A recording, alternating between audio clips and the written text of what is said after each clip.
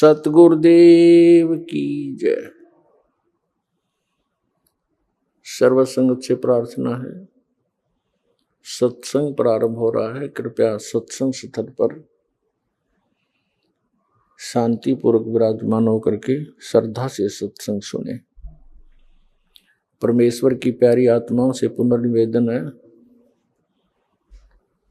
सत्संग प्रारंभ हो रहा है। कृपया सत्संग स्थल पर शांतिपूर्वक विराजमान होकर के श्रद्धा से सत्संग सुने। सत सही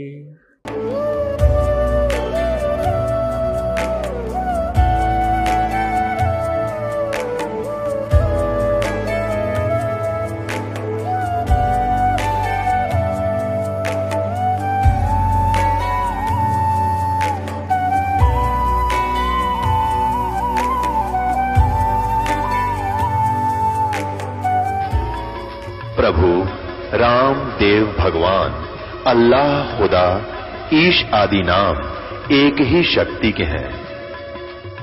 वो कैसा है, कहां है, कैसे मिलता है, किसने देखा है?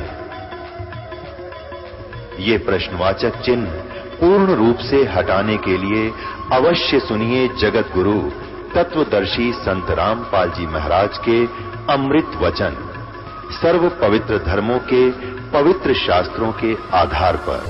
आजादी के संघर्ष की लड़ाई एक ऐसी अमर गाथा है जिसमें गुलामी की जंजीरों को तोड़ने के लिए शूरवीरों तथा वीरांगनाओं ने अपने प्राणों को न्यौछावर कर दिया। चाहे बात करें मंगल पांडे के संघर्ष की, रानी लक्ष्मीबाई जैसी वीरांगनाओं की वीरता की, भगत सिंह, राजगुरु, सुखदेव जैसे वीर सपूतों के बलिदान की, या महात्मा गांधी, सुभाष चंद्र बोस जैसे अनेक स्वतंत्रता सेनानियों की, जिन्होंने अपने जीवन को स्वाधीनता के लिए कुर्बान कर दिया।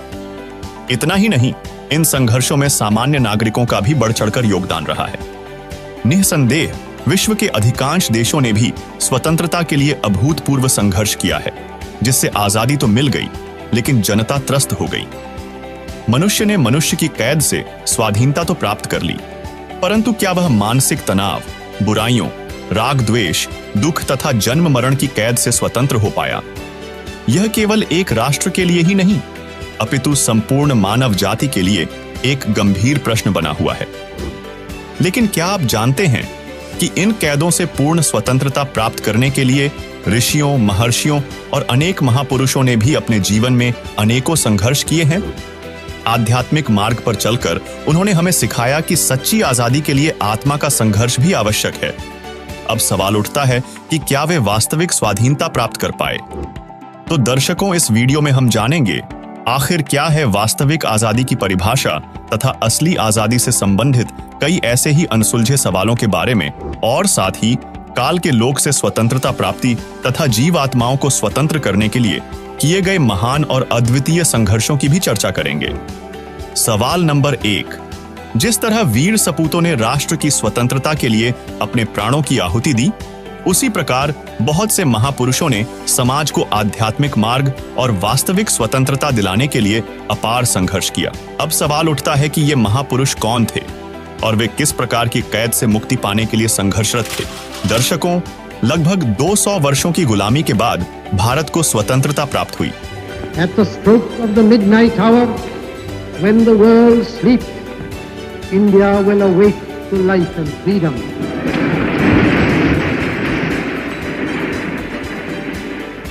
इसमें अनेक स्वतंत्रता सेनानियों, क्रांतिकारियों और वीरांगनाओं का अमूल्य योगदान रहा। यह स्वाधीनता हजारों शहीदों और क्रांतिकारियों के बलिदानों का परिणाम है।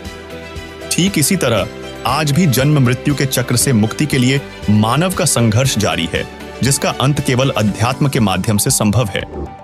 हालांकि हर व्यक्ति के लिए आजादी के मायने अलग हो सकते हैं, लेकिन इन सभी स्वतंत्रताओं का कोई अर्थ नहीं रह जाता जब तक मानव बुढ़ापे और जन्म मरण की सबसे बड़ी कैद से आजाद नहीं हो जाता।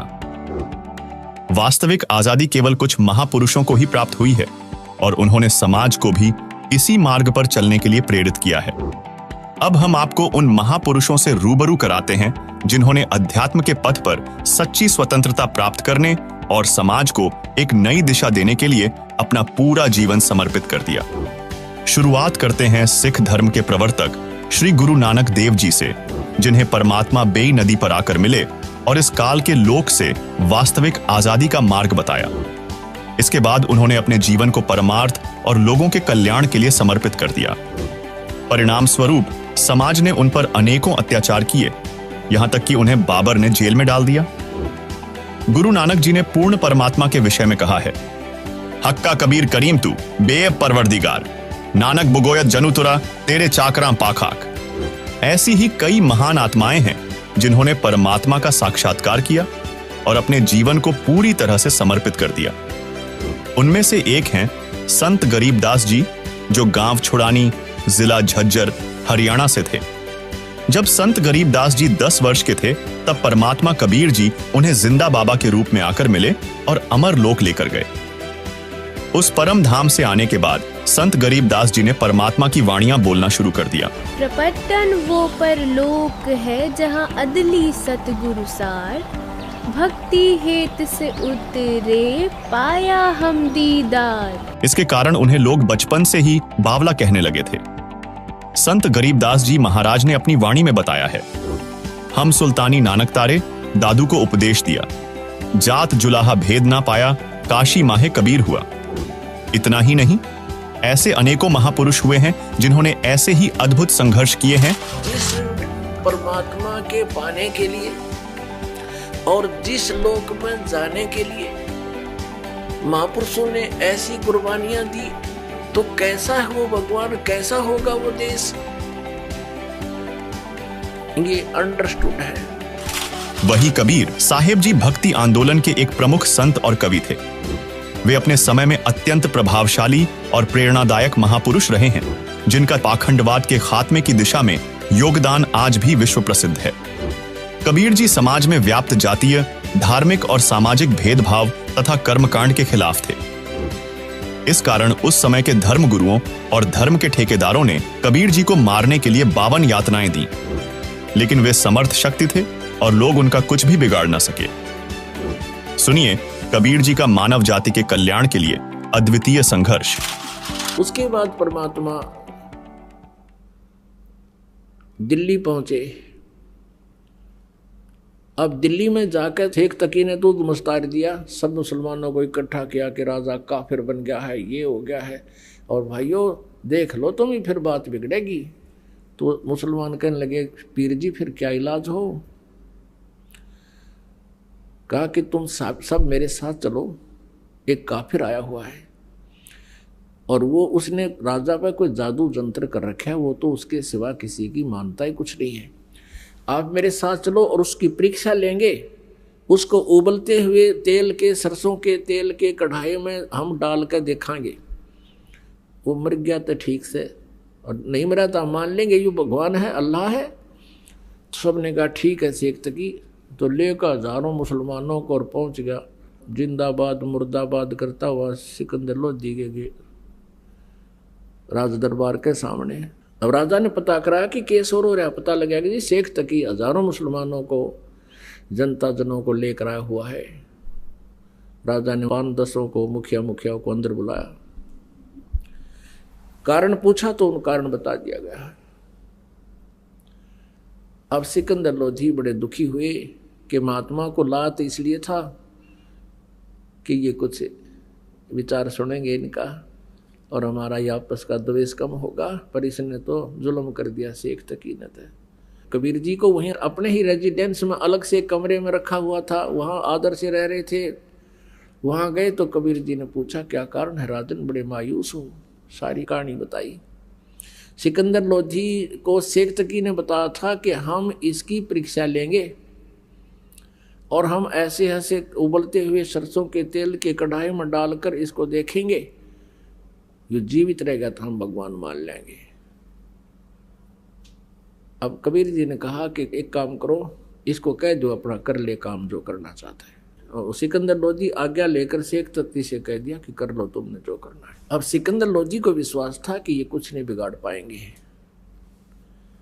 उधर से अच्छे मोटे मोटे लकड़ चूल्हा बड़ा बना कर उसके ऊपर बड़ा कढ़ाया रख कर सरसों का तेल भर दिया और उसमें लकड़ जला दिए। उनको लकड़ जलाने वालों से कह दिया इसने कति इतना उबाल दो न जल उठे, और इसमें प्रवेश होते ही चरण देसी खत्म हो जा। ऐसा ही कर दिया, उबले ने पूरी तरह जैसे चाय उबला करे। अब शेख तकी ने कहा कि लाओ उसको पकड़ कर डालो इसमें। परमेश्वर उठकर आगे खड़े हो गए कढ़ाई के पास और कहा, आप इतना कष्ट ना कीजिए शेख तकी जी, मैं अपने आप प्रवेश कर जाता हूँ। परमात्मा एकदम उसमें प्रवेश कर गए और बैठ गया आराम से। गर्दन बाहर दिख रही है, परमात्मा बैठे, नो देखें आराम से। शेख तकी नो कहे कुछ भी ना होया। शेख तकी क्या कहता है कि इसने इस गर्म तेल को जंतर मंतर करके ठंडा कर दिया। अब सिकंदर लोधी ने सोचा भी गुरुजी कबीर जी का कुछ नहीं हुआ तो हो सकता है ये ठंडा कर रखे और जंतर मंतर करके ले देख लूं। तो कहने लगा सिकंदर लोधी के मैं चेक करता हूं। परमात्मा बोले राजा इसमें हाथ मत दिए कि दे नकम्मे के कहते तू इसमें हाथ दे दे, तेरी उंगली नहीं पाऊंगी, इतना गर्म है वो। सिकंदर लोधी फिर भी नहीं माना कि कबीर जी बैठे मेरी उंगलियां के बिजली पड़ेगी। आगे नो करते करते उसने 2 उंगली अंदर डाल दी। जितनी उंगली तेल में गई थी डूबी थी उतनी कट के अलग होगी, इतनी पीड़ा होगी। सिकंदर लोधी बेहोश हो गए। तब परमेश्वर उस कढ़ाई तो बाहर आए, यूं मार दिया राजा नकम्या ने। अब क्या किया, वैद्य रहते थे साथ में डॉक्टर सिकंदर लोधी के, पानी के छींटे छाटे मारे, होश में तो एकदम आ गया। फिर पीड़ा इतनी थी वो फिर बेहोश हो गया। अब परमात्मा ने वो उंगली पकड़ के पूरी कर दी। वह उंगली कटी हुई भी ना रही और पीड़ा फिर रहने कहा थी। फिर सिकंदर लोधी उठ गया। अब पुण्यात्माओं इस दृश्य को देखने के लिए वहां कई हजार दर्शक खड़े थे, मुसलमान और हिंदू। चौधर जो दोनों को पकड़ के ले गए थे, रविदास जी को और कबीर परमेश्वर जी को। तो परमात्मा ने कहा था भाई इसका दोष नहीं कती, ये तो मेरे कहे तड़ा है, मेरा शिष्य इसने आज्ञा का पालन कर दिया और इसका दोष नहीं है, जो गलती सारी मेरी है। तो रविदास जी को छोड़ दिया। रविदास जी अपने घर थे, अपने कुटिया में थे। तो कबीर साहब वहां जाके बैठ गए रविदास जी के पास। उन सब ने देखा कि वो तो डूब डाब लिया, खूब मिठाई मुठाई बांटर, गाँव में गीत सुरीले। फिर उनके मन में आया कि रविदास जी कहा करते हुए भगवान आ रहा है, चलो अब उसको पूछते तेरा भगवान कहाँ है। तो उसके पास गए, सारे इकट्ठे होकर, पूरा ग्रुप का ग्रुप, टोल का टोल, झुंड का जुलूस का जुलूस। और जाके कहने लगे रविदास हाँ जी, बाहर खड़े हुए आके, हाँ जी कैसे आए, कि कहा तेरा भगवान। उसको फिर गए उसके ऊपर रेत। तो रविदास जी बोले किसके विषय बोल रहे हो आप, कि तेरे कबीर के बारे में। क्या हो गया उनको कि वो डूब गए जल में, दरिया में। रविदास जी कहते हैं आ जाओ, ये बैठे, देख ये मेरे भगवान ये बैठे। उन्होंने देखा झांक झांक सारे, वो फिर चिंगर गए। फिर गए सिकंदर के पास, जो तो डूबा नहीं, वो तो जादू जंतर जानता है, वहां छुप कर बैठ गया है। फिर पकड़ ले आए, खुन्नी हाथी से मरवाओ इसको अपने सामने, जब विश्वास होगा हमारे।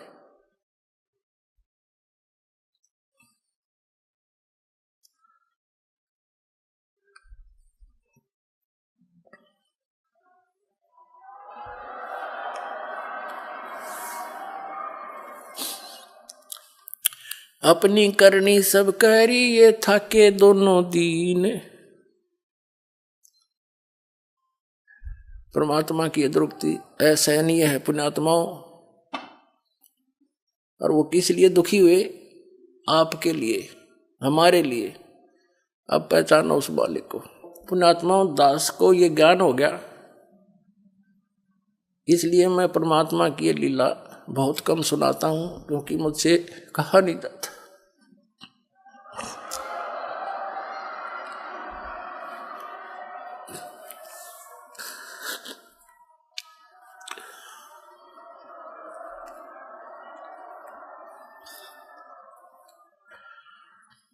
अपनी करनी सब करी, थाके दोनों दीन।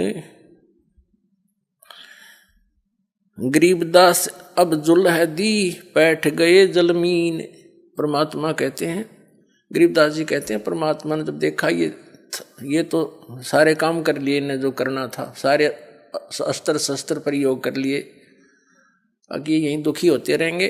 बैठ गए जल में, यानी जल के अंदर चले गए मालिक। डूब्या डूब्या सब कहें होगे गारत गोरे, गरीबदास कबले धनी तुम आगे क्या जोर। अब हमारी जो वृत्ति है ये सदा से ही खराब है।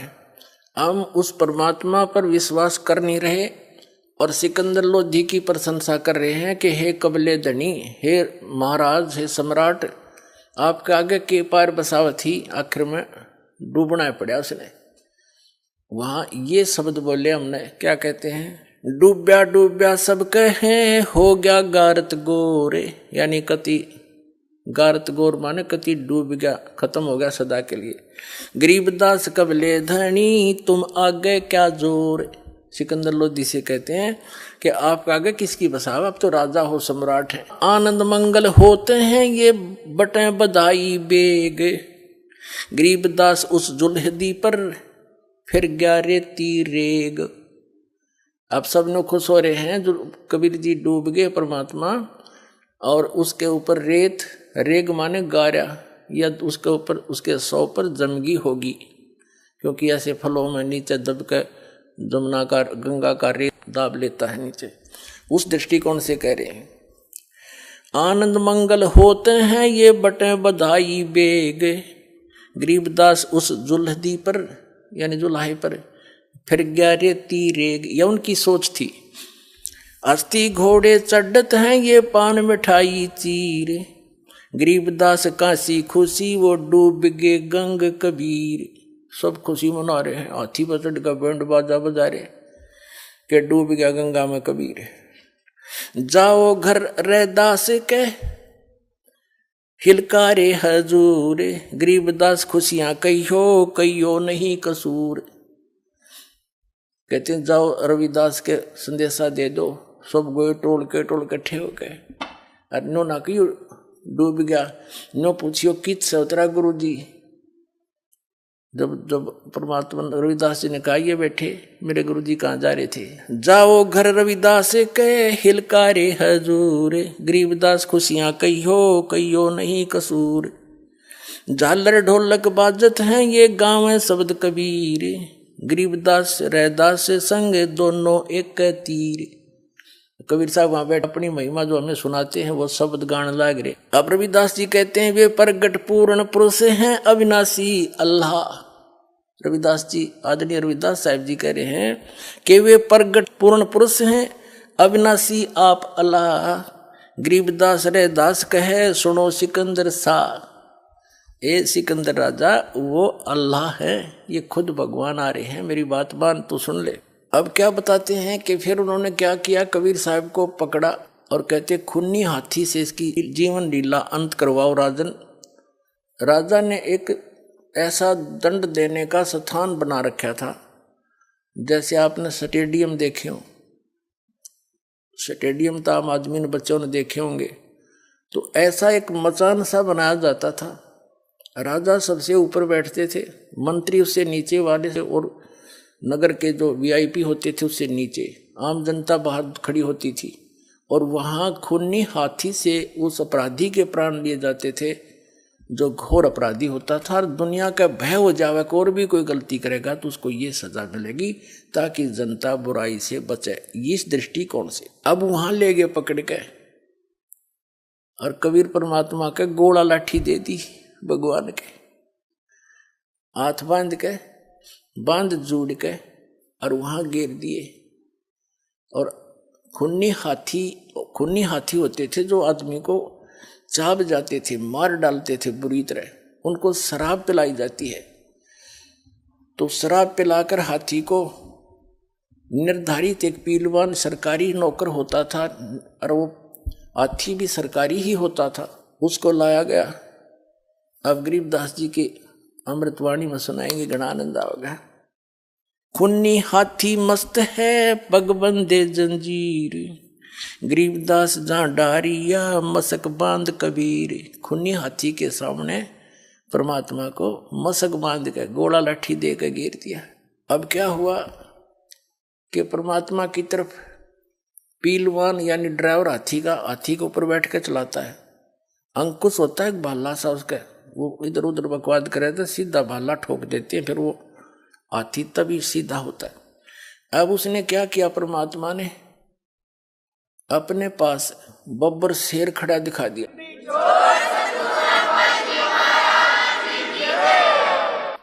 बब्बर शेर खड़ा दिखाई दिया, हाथी ने चिंगाड़ मारी और वापस भाग लिया डर के।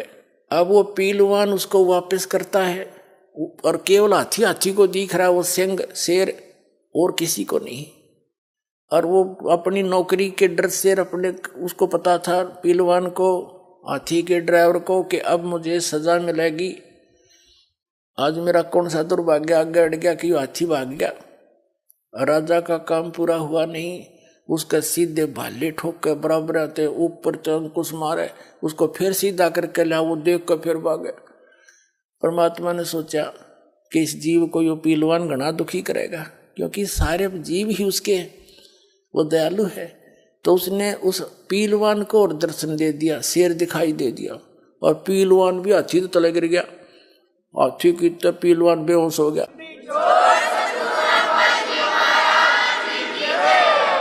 और फिर परमात्मा ने खड़े हो गए, वो टूट गए बंधन, वो तो निर्बंध है, उनको कौन बांध सके। एकदम खड़े हुए नोंगड़ाई सी लेके, और इतने लंबे दिखाई दिए जैसे आसमान पर शीश जा रहा हो दाता का, इतने लंबे तेजों में रूप हो गया। तो सिकंदर लोधी ने देखा, और तेरा ही तो भाई कोई अल्लाह का स्वरूप है।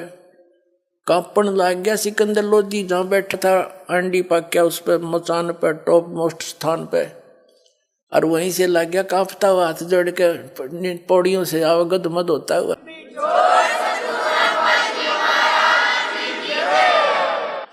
चरणों में गिर गया और चरण पकड़ लिए। जब राजा ने चरण पकड़े, राजा को दिखाया दाता नो लीला, तो सभी उसके चेले छोटे दोनों धर्म थे वो बेदक के। राजा तब बिक गया, इसका चरण छू लिए, नो कर दिया। अब क्या लीला सुनाते हैं। सिंह रूप साहेब धरा ये भागे उल्टे फीले, अपना दूसरा रूप शेर का बना के मालिक ने करा। गरीबदास समझे नहीं या दुनिया खलीले, बने केहरी सिंह जीत चौर शिखर आसमान। गरीबदास हस्ती लख्या यो दिखे नहीं जहान। परमात्मा ने कहते शेर का रूप धारण करे अन्य, और हाथी न दिखे, और जहान जो जनता बैठी थी उन ना दिखे। बने केहरी सिंह जित चोर शिखर आसमान। गरीबदास हस्ती लख्या यो दिखे नहीं जहान। कूट सी से महावतम अंकुश सिर गर्गाप। गरीबदास उल्टा भागे वो तारी दीजे थाप। अब वो हाथी सिर कूटे और वो अंकुश मारे महावत, और वो बेचारा आवे नहीं। फिर कहते हैं भाले को खो मारी ये चरखी छूटे पाख। गरीबदास नहीं निकट जावा वो कल की देवे लाख। हाथी के आंखों में यानी बराबरों में भाले ठोके, और भी दूसरे जो नीचे खड़े थे, और कल की दे हम मार दे वो निकट नहीं जा, उसने दिखे से। फिर परमात्मा ने उस महावत को दिखाया, जैसी भक्ति कबीर की ऐसी करे न कोई। गरीबदास कुंजर थके उल्टा भाग्या रोए। कुंजर माने हाथी, रो के भाग्या चिंगाड़ मार के। दूम गोवे मुंडी धुन सेन न समझे एक। अब वो हाथी मुंडी गोवे हैं, और दूम यानी पूछड़ बोझ के, और मुंडी नो करके भागन की सोचा। कहते तुम गोवे मुंडी धुन सैन न समझे एक। गरीबदास दिखे नहीं आगे खड़ा अलेख। अलेख वो पूर्ण परमात्मा खड़े, सबने दिखे नहीं।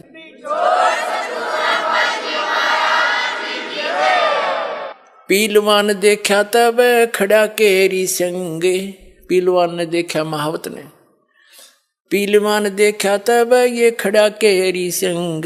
गरीबदास आए तो हाँ धर्मौला बहुरंगे। खुद मौला खुद मालिक आए हैं अन्य रूप बना के। उतरे मौला अरस्त, उतरे मौला अरस्त।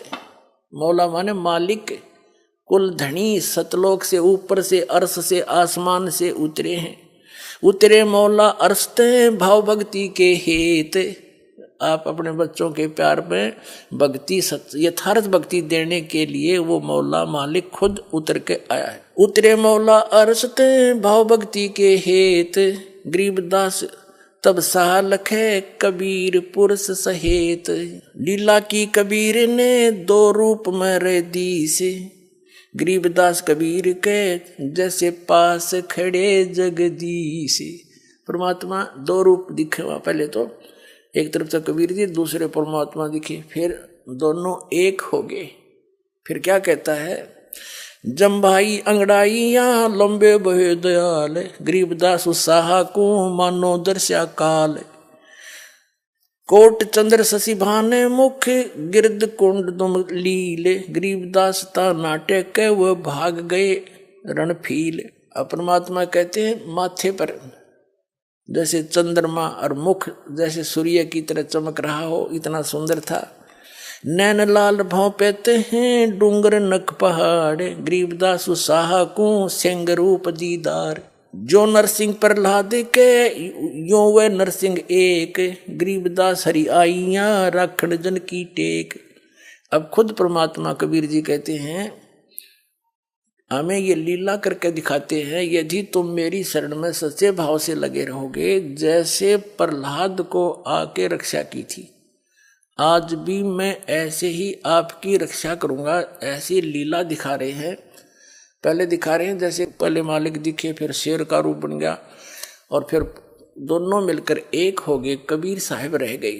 तो फिर क्या कहते हैं, बार बार सताए कर मस्तक लीना भारे। कहते जो नरसिंह प्रहलाद के यूं वह नरसिंह एक। गरीबदास हरि आइये राखण जन की टेक। ये दिखाने का है कि भगत की मैं न्यो रक्षा कराया करूं, और तुम भी इसी तरह लगे रहना। कोई भी आपत्ति सच्चे दिल से लगे रहोगे, आओगी तो ऐसे दुख दूर कराया करूं मैं भगता के। परमात्मा बताते हैं,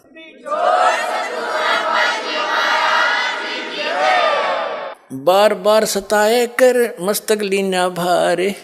गरीबदास जी कह रहे हैं उस परमात्मा को बार बार सता के उन मूर्खों ने अपने सिर पर भार धर लिया। क्या बिगाड़ा उसका? और समझना चाहिए थे, चरण पकड़ लेने चाहिए थे, भगवान गलती होगी और अपना कल्याण करवाना चाहिए था। तो हम भगवान को ना पहचान कर उसको एक केवल लीला ही मानकर बैठ के जादू जंत्र बता दिया उन नकलियों ने कि जादू जंत्र जाना ही हो। अब दास बताएगा वो कौन थे, वो क्या जानते थे। वो सर्वज्ञ थे, सर्वशक्तिमान थे, हमारे भगवान हैं, हमारे पिता हैं, हमारे लिए भटक रहे हैं। अब उसको हम पहचानेंगे। ता सिंह लोलीन भया परचा इब की बार।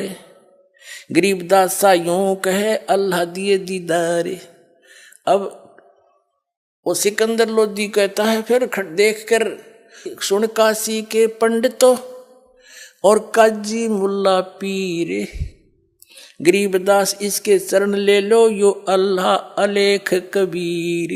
सुन काशी के पंडितों और काजी मुल्ला पीर, गरीबदास इसके चरण लो यो अल्लाह अलेख कबीर। यो अल्लाह कबीर है उतरे काशी धाम। गरीबदास सा यूं कहे झगड़े मुए बेकाम। कहने लगे ये पूर्ण परमात्मा है और अपने यहाँ पर काशी धाम के अंदर ये स्वयं अवतरित हुए हैं। यो अल्लाह कबीर है, ये उतरे काशी धाम। गरीबदास वो सिकंदर सा न्यो कहे हम झगड़ मुए बेकाम। काजी पंडित रूठिया। अब वो जो नकली संत थे, आचार्य पाचार्य थे, जो अपने हिंदू धर्म के और मुसलमान धर्म के जितने थे, वो मान बढ़ाई के भूखे, उन्हें भगवान से लेना देना नहीं था ना। इतनी लीला देख के पत्थर पिघल जा, लोहा पिघल जा, वो पत्थर से भी बुरे दिल के हो जाते हैं। ये संत महंत बन जाते हैं जो थोड़ी सी प्रभुता पाके 10 आदमी सलूट करनी हो जा और भगवान से कोसों दूर रह जाते हैं, जनता को भी रख देते हैं। लेकिन ये भी नहीं छोड़ेंगे उनको, अब बिल्कुल सफाई कर देंगे उनके ज्ञान के आधार से।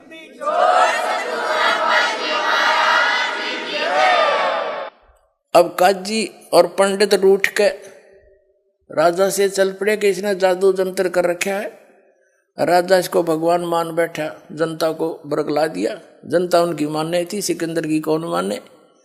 ये शुरू से हमारे अंदर एक रही है कि हम अपने धार्मिक गुरु की ज्यादा मानते हैं, अन्य की नहीं। अरे वो नकली थे सारे। अब भी यही दशा है इन लोगों की। ये बोले श्रद्धालु अपने, जैसे दास कहता तो उस संत का ज्ञान गलत, उसकी भक्ति गलत, और ये दो चीज चाहिए भक्त ने। तो वो शिष्य अपने ही गुरु से पूछता है जाके। अब गुरुजी तो गुरुजी है, वो नकली, उसने वो कैसे कहा मैं गलत हूं, तो दास सिद्ध कर देगा ये सचमुच गलत है, और फिर आओगे छोटे छोटे करने। अब क्या कहते हैं, काजी पंडित रूठिया हम ताग्या यो देश, गरीबदास सटदल कहें ये जादूर शेर हमेश। ये जादूगर है, बोला इसकी बातों में आगे तो इन जादू जंतर किया हस्ती दिया भगाए, गरीबदास इतना रहे वो काशी बिडरी जाए। उस स्थान को छोड़कर अपने घर में चले गए। अब कबीर साहब ने कहा था सिकंदर लोधी को कि अगरम मगरम छोड़ दो, मानो हमारी बात, गरीबदास या गुजड़ी लगी थारा जन्म जा है बीता जा रहा तुम्हारा जन्म, ये अगर मगर छोड़ के और मानो हमारी बात। और गरीबदास ये समय रहा है हाथ से जात। अब जो दास आपको बताना चाहता था कि ये परम अक्षर ब्रह्म है, और इन्होंने जब ये लीला की और एक भी नहीं रहा शिष्य, जब आदरणीय धर्मदास साहिब जी ने कहा हे भगवान अब कैसे कल्याण होगा आपकी इन प्यारी आत्माओं का, तब परमेश्वर ने कहा था धर्मदास अभी डट रुक जा, जब कलयुग 5500 वर्ष बीत जाएगा तब मैं दोबारा गरीबदास वाले पंथ में आऊंगा और इन सब की पोल खोल दूंगा। ये वो ना है तो दास भेज दिया, उसको तो पेटा भरना था। उस धर्मदास जी नरमात्मा का था, बहुत चिंतित हो जाता था, तो कहा तू चिंता ना करे, गरीबदास का जो पंथ चलेगा वर्मा पंथ, उसमें मेरी महिमा की वाणी दोबारा प्रकट होगी। बीच में काल के दूत कबीर पंथ में घुस के ये अटपट मारेंगे और ये उल्टा सुल्टा ज्ञान बना देंगे, और कबीर सागर में भी कुछ परिवर्तन अपने हिसाब से कर लेंगे। तो हम गरीबदास जी महाराज के माध्यम से दोबारा अपनी महिमा की वाणी प्रकट कराऊंगा और उसी के पंथ में आगे चल के हम आवेंगे, सब पंथों का नाश करके खत्म करके, यानी उनको सब ज्ञान से हट समझा कर एक करूंगा सारों को, जो एक से अनेक हो रहे 36 धर्म बन गए, सबको एक करूंगा और पूरे विश्व को ज्ञान दूंगा, तू चिंता ना करे, आण दे वो समय। तो पुण्यात्माओं अब वो समय है। और धर्मदास जी ने पूछा था फिर मालिक इनका क्या होगा, ये बेचारे भ्रमित हो गए। तब परमात्मा ने कहा था कि ये चार्ज करके छोड़ दिए, खा लेने दे धक्के और इन्हें थोड़े दिन, इनको मनुष्य जीवन मिलता रहेगा। जब ये मानते नहीं मैं क्या करूं, मैंने कितना रो लिया, इनको सारी सुख दे लिए और ज्ञान सुना लिया, तो फिर ये आएंगे ना बीचली पीढ़ी आओगी, जब ये तब तक ये मनुष्य जीवन प्राप्त करते रहेंगे बेटा, और फिर इन्हें पार करूंगा, इनको शिक्षित बनाऊंगा और फिर अपना दास भेजूंगा। वो तब तक ये जितने भी काल के दूत होंगे अपना सारा अनुभव कथ का फाइनल कर चुके होंगे। जब मेरा दास जाओगा इनकी पोल खोल देगा, सब बच्चे मुझे समझ जाएंगे, ऐसे पार करूंगा। दर्शकों, परमेश्वर कबीर जी के वचनानुसार कलयुग के इस समय में एक विश्व प्रसिद्ध समाज सुधारक संत मौजूद हैं, जो निःस्वार्थ भाव से समाज को सतभक्ति प्रदान कर रहे हैं और सत्य के लिए आज भी संघर्षशील हैं। और वे कोई और नहीं बल्कि तत्वदर्शी संत रामपाल जी महाराज हैं, जिन्होंने मानवता के कल्याण और परमार्थ के लिए अपना सर्वस्व त्याग दिया। देखिए संत रामपाल जी महाराज का अद्भुत संघर्ष।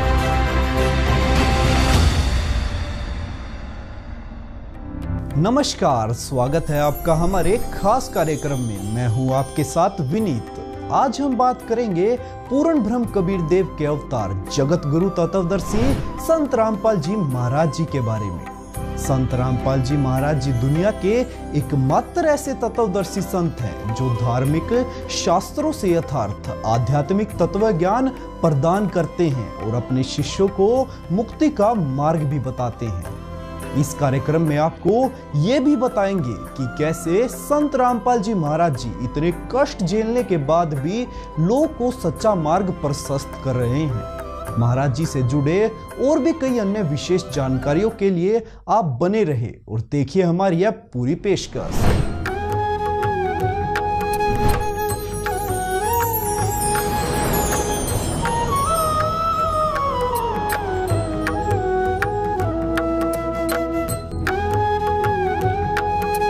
8 सितंबर 1951 को भारत की पावन धरती पर एक ऐसे संत का अवतरण हुआ जिन्होंने हम जीवों के उद्धार के लिए अपना संपूर्ण जीवन न्यौछावर कर दिया।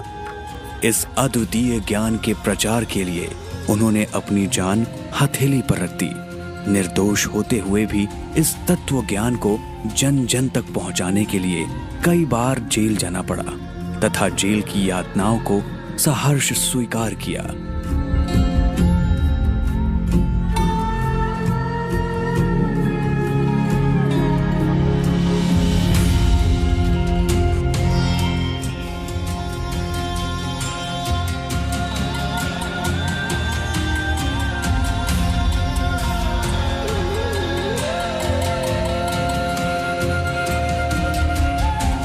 नौकरी, घर परिवार सब कुछ त्याग दिया। ऐसे महान संत जो परमार्थ के लिए अपना सर्वस्व वार दे इस धरा पर यदा कदा ही प्रकट होते हैं।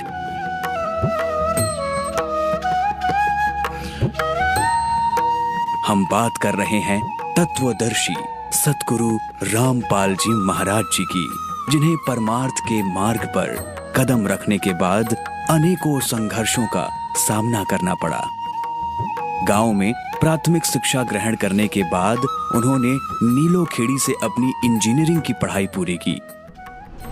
देखिए, हमारे इस पॉलिटेक्निक नीलोखेड़ी में हजारों छात्र देश विदेश से इंजीनियरिंग की पढ़ाई करने के लिए आते हैं। संत रामपाल ने भी नीलोखेड़ी पॉलिटेक्निक से ही इंजीनियरिंग की पढ़ाई की, जिसके बाद हरियाणा सरकार से सिंचाई विभाग में जूनियर इंजीनियर के पद पर नियुक्त हुए। यह देख के मुझे बड़ी खुशी और आश्चर्य होता है कि वो एक इंजीनियरिंग के छात्र होते हुए भी उन्होंने जितने आसान ढंग से वेद शास्त्रों का विश्लेषण किया है, जो कि समाज को आसानी से समझ में आ रहा है, और उसके कारण समाज की कुरीतियां खत्म हो रही हैं। क्योंकि संत रामपाल हमारे इसी संस्थान के छात्र रहे हैं और आज वे लाखों लोगों का मार्गदर्शन कर रहे हैं। ऐसा सोच के कि जिस संस्थान में संत रामपाल ने अपनी इंजीनियरिंग की पढ़ाई की, उस संस्थान में मुझे पढ़ाने का मौका मिला है, मैं अपने आप को गौरवान्वित महसूस कर रहा हूँ। संत रामपाल जी मेरे पास सन 66-67 में मेरे शिष्य थे, मेरे पास पढ़े हो। संत रामपाल जी सत्यवादी और शील स्वभाव के थे, न किसी से वो लड़ा झगड़ा करते थे, अपने गुरुओं के आज्ञाकारी थे। मैं संत रामपाल जी को साइंस पढ़ाता। संत रामपाल जी के बारे में यही कहना चाहते हम तो कि बहुत बचपन से हम साथ रहे हैं, साथ पढ़े हैं। घर का घर लागा, खेत का खेत लागा, हमारा परिवार का ये है और पूरा ये परिवार किसी कोई बहसबाजी नहीं, ठीक सबके साथ मिलकर रहने वाले थे और सब उनसे मिलकर रहते। बहुत सुधार पढ़ने में भी होशियार था। सर हम जो सब फौज में हो गए, वो फिर जेई का कोर्स करके जेई लग गया, ऐसे था। फिर आगे भाई हम 18-20 साल नौकरी करके हम पेंशन आ गए, नाम हम भी ले रहे। बाद में 3 साल हो गया, हमने भी नाम लिए 3-4 साल। गांव वाले बहुत बढ़िया था। गांव वाले ये चाहते हैं कि यहाँ भी कुछ बने तो नज़दीक हो जाए। बूढ़े ठहरे, हम भी बूढ़े हो गए, बस में आन जान में भीड़ हो जाए, हमें उतरा चढ़ा जाता नहीं। थोड़ा डेबा लग जाए, पड़ जाएंगे, एक टांग बांट टूट जाए, बुढ़ापा मुँह खटोली में पड़े रहेंगे। हम ये चाहते हैं कि आड़ कुछ हो जाए इस गांव में धनाना में, सब न सुख हो जाए, आश्रम बन जाए। तो मतलब नज़दीक क्या न बेर गाँव वाले न बूढ़े ठेरा न सब न सुख हो जाए और सबके साथ मिलकर रहने वाला है। देश में आज इसका डंका बाज रहा है कोई आदमी, ठीक है, कबीर पंथिया में है कोई आदमी, नकलीता और भी 1-2 जगह हमने सुने हैं, लेकिन जैसे इसका डंका बज रहा है बहुत रामपाल महाराजिया का देश में जो जानकारी हो रही है ना अकबर वही है। तो दूसरे देश आता है क्या हुआ है, हम सत्संग में जाओ, हम बातचीत करना है सबसे। अकबर कहाँ से है, नेपाल से, कई जगह से दूसरे देश मत आते हैं। ये संदेश है भाई यहाँ कुछ बन जाए ना और सबको ये गांव भी दिखाई दे। और भाई हम भी यही चाहते हैं, दूसरे देश के भी और भाई दूर दूर के मध्य प्रदेश के हैं, बिहार के हैं, राजस्थान के, उन्हें ये पता चला कि भाई ये गांव हमारा जिया का। कुछ लोगों का कहना है कि संत रामपाल जी ग्रामीण पृष्ठभूमि से आए हैं, संस्कृत पढ़ी नहीं है और शास्त्रों का मतलब अध्ययन करके बताते हैं। तो शास्त्रों की क्या नॉलेज हो सकती है जो संस्कृत? सब कुछ पढ़े हैं, संस्कृत हम भी पढ़े हैं। मेरे से 2-3 क्लास आगे पढ़ता था, मैं भी संस्कृत पढ़े हूँ। पहले हरियाणा था नहीं, मैं 66 में फैल हुआ था जब हरियाणा बना था, जब पंजाबी छूटी, पंजाबी जाना हो मारता था। 2-3 क्लास आगे पढ़ा, मैं 3 क्लास पढ़ रहा हूँ पंजाबी, लिख दूंगा और पढ़ दूंगा, बोलने की आदत को नहीं, सारी भाषा जाना हो, अंग्रेजी सब पढ़न में होशियार था, तभी तो ऐसी नौकरी मिल गई, नहीं तो मारा पर गया आड़े चपड़ासी को नहीं मिली, फौज नोटे हम। तो बचपन से ही मतलब आपके तो मतलब स्कूल साथी हमारे तो गेल पढ़न जा कर दे, घर की उड़ा घर का घर लग गए हैं, साथ जाने भाई साथ आना, जोड़े टांग जा कर तख्ती ले ली। इन सब के बीच 1988 में उन्होंने परम संत राम देवानंद जी से दीक्षा प्राप्त की और स्वयं को पूरी ईमानदारी से सक्रिय किया और स्वामी राम देवानंद जी द्वारा बताई गई भक्ति के मार्ग पर चल पड़े और परमात्मा का साक्षात्कार किया। 1999 में इस तत्व ज्ञान के प्रचार को तेजी से जन साधारण तक पहुंचाने के लिए सतलोक आश्रम करोंथा की स्थापना की। अब ये सब जानने के बाद आपके मन में सवाल आ रहे होंगे कि आखिर संत रामपाल जी महाराज जी ने जिंदगी में इतने बड़े बड़े काम इतनी सरलता से कैसे कर लिए। इस कड़ी में आपको आगे बताएंगे कि कैसे संत रामपाल जी महाराज जी ने बढ़ती हुई 2 तरफा जिम्मेदारियों को संभाला, कैसे पारिवारिक और सांसारिक मोह से अलग हुए, क्या इन सब बातों के लिए महाराज जी को अपनी नौकरी को त्यागना पड़ा, कब महाराज जी ने दीक्षा देने की आज्ञा प्राप्त की। इन सभी सवालों के जवाब के लिए आप बने रहे हमारे साथ और आगे देखिए हमारी यह पूरी पेशकश। संत रामपाल जी महाराज ने जब जूनियर इंजीनियर की नौकरी छोड़ी तब वो नौकरी ही उनके परिवार की निर्वाह का एकमात्र साधन थी। संत रामपाल जी महाराज को संतान रूप में 2 पुत्र 2 पुत्रियां हैं, लेकिन अपने सतगुरु जी के आदेश का पालन करने के लिए और परमात्मा के बच्चों के उद्धार के लिए उन्होंने अपने परिवार और बच्चों को भगवान के भरोसे छोड़ दिया और परमात्मा के लिए अपना जीवन समर्पण कर दिया। उन्होंने अपने कुछ भक्तों के सहयोग से गांव-गांव, नगर-नगर जाकर सतज्ञान का प्रचार किया और सर्व धर्मों के शास्त्रों का अध्ययन किया और उनमें से परमात्मा का सच्चा ज्ञान निकालकर भक्त समाज के सामने रख दिया। दिन रात सत्संग किए, पुस्तकें लिखी।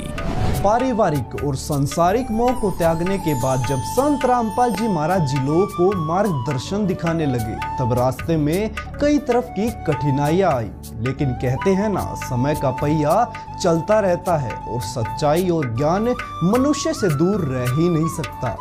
संत रामपाल जी महाराज जी की मेहनत और परमेश्वर कबीर जी के आशीर्वाद से सत्य ज्ञान बहुत तेजी के साथ फैलता चला गया। सत भक्ति करने से भक्तों के दुख दूर होने लगे और हजारों की संख्या में श्रद्धालु संत रामपाल जी महाराज जी से दीक्षा लेने लगे। लेकिन यह सफर भी संत रामपाल जी महाराज जी के लिए इतना आसान नहीं रहा। कैसे रहा संत रामपाल जी महाराज जी का यह सफर, अब आपको आगे दिखाते हैं संत रामपाल जी महाराज जी का यह सफरनामा। संत रामपाल जी महाराज 20-20 घंटे विश्व कल्याण के लिए परमार्थ के कार्यों में लगे रहे। परमेश्वर कबीर साहिब का ज्ञान ऐसा था जैसे तोप का गोला हो जिसके आगे कोई टिक नहीं सका। संत रामपाल जी की मेहनत और परमेश्वर कबीर जी के आशीर्वाद से सत ज्ञान बहुत तेजी से फैलता चला गया। सत भक्ति करने से भक्तों के दुख दूर होने लगे। संत रामपाल महाराज जी ने पहले सर्व धर्मों के पवित्र ग्रंथों में से परमात्मा के ज्ञान और सही साधना के प्रमाण दिए। उसके बाद नकली पंथों और गलत साधनाओं में फंसे हुए श्रद्धालुओं को निकालने के लिए उन्हीं नकली धर्म गुरुओं की पुस्तकों से उनके गलत ज्ञान की पोल खोल कर रख दी। उन नकली संतों महंतों के विचार कबीर परमेश्वर जी की वाणी तथा शास्त्रों में प्रमाणित तथ्यों से भिन्न थे। 2003 में संत रामपाल जी ने टीवी चैनलों के माध्यम से सत ज्ञान देना शुरू किया और पाखंडी महात्माओं के ज्ञान का लाइव पर्दाफाश कर दिया। संत रामपाल जी महाराज एक ऐसा नाम जो आध्यात्मिक जगत के सच्चे संत हैं और सबसे बड़ी बात समाज सुधार के लिए प्रयत्नशील जगत गुरु तत्वदर्शी संत रामपाल जी महाराज ने लाखों लोगों का जीवन बदल दिया, लाखों लोगों के लिए प्रेरणा स्रोत हैं और इन्होंने शास्त्रों के अनुसार एक भगवान और एक भक्ति के सिद्धांत को स्थापित किया। वे विश्व विजेता संत हैं जिन्होंने विश्व के सभी संतों, गुरुओं, शंकराचार्यों और धर्म गुरुओं को ज्ञान चर्चा में निरुत्तर किया है। संत रामपाल जी महाराज का उद्देश्य समाज का सुधार करना भी है, जो अभी भी कर रहे हैं।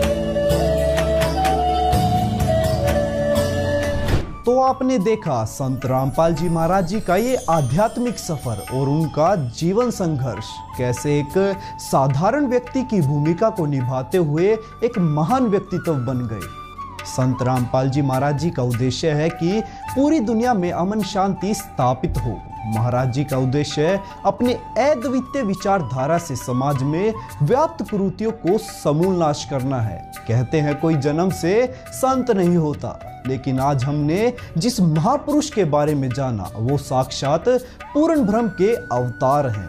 पूर्ण संत वही होता है जो अशांत दुनिया में भी शांत हो, जिसकी वाणी, जिसके सत्संग, जिसके दर्शन करने मात्र से मन को तृप्ति मिलती है। ऐसे संत का मिलना ही बड़े सौभाग्य की बात है। कहते हैं लखबर सूरा जूझ ही लखबर सावंत दे, लखबर यति जहान में तब सतगुरु शरणा ले। दर्शकों, ये वही कबीर जी हैं जिनके बारे में परमात्मा प्राप्त हर संत ने संकेत किया है। लेकिन क्या संत और कवि कहे जाने वाले कबीर जी को वास्तव में परमात्मा कहना सही है? जानने के लिए आगे बढ़ते हैं अगले प्रश्न की ओर। सवाल नंबर 2, क्या कबीर जी वास्तव में पूर्ण परमात्मा है? इसका क्या प्रमाण है? साथ ही वास्तविक आजादी के मूल मंत्र कौन से हैं? पूर्ण स्वतंत्रता प्राप्त करने के बाद आत्मा कहां जाती है और कौन सा है वो लोक जहां आत्मा को सभी प्रकार की आजादी मिलती है? प्रत्येक धर्म और धार्मिक विचारधारा ने अपने अपने तरीके से परमेश्वर की परिभाषा दी है। इन विभिन्न दृष्टिकोणों में अमर परमेश्वर का स्वरूप और स्वभाव कैसा होता है, इसे लेकर हमेशा मतभेद रहा है। संतों, महंतों और धर्म गुरुओं ने इस विषय पर अपने अपने दृष्टिकोण प्रस्तुत किए हैं। हालांकि इनमें से कोई भी एक सार्वभौम और सर्वसम्मत परिभाषा देने में सफल नहीं हो पाया है। लेकिन परमात्मा प्राप्त महापुरुषों ने यह बताया है कि वह पूर्ण परमात्मा यानी सबका मालिक कबीर जी हैं। तो दर्शकों, आइए जानते हैं हमारे पवित्र सदग्रंथों में पूर्ण परमात्मा के विषय में क्या जानकारी दी गई है। अब दिखाते हैं आपको परमात्मा की सारी स्थिति। देखिएगा, ऋग्वेद मंडल नंबर 9, ऋग्वेद मंडल नंबर 9 अब दिखाते हैं और सूक्त नंबर 86। भगवान साकार है या निराकार है, वो कैसी लीला करता है। ये है ऋग्वेद मंडल नंबर 9, 10 इकट्ठा अनुवाद है। ये है सार्वदेशिक आर्य प्रतिनिधि सभा महर्षि दयानंद भवन, रामलीला मैदान, नई दिल्ली से ये प्रकाशित है। और ये मुद्रक है Prince offset printer 1510 Pataudi house Daryaganj नई दिल्ली से ये छपा है, छपा खाना इसका ये। अब देखना ये है ऋग्वेद मंडल नंबर 9 और सूक्त 86 का मंत्र नंबर 26। इसमें लिखा है कि यज्ञ करने वाले यजमानों के लिए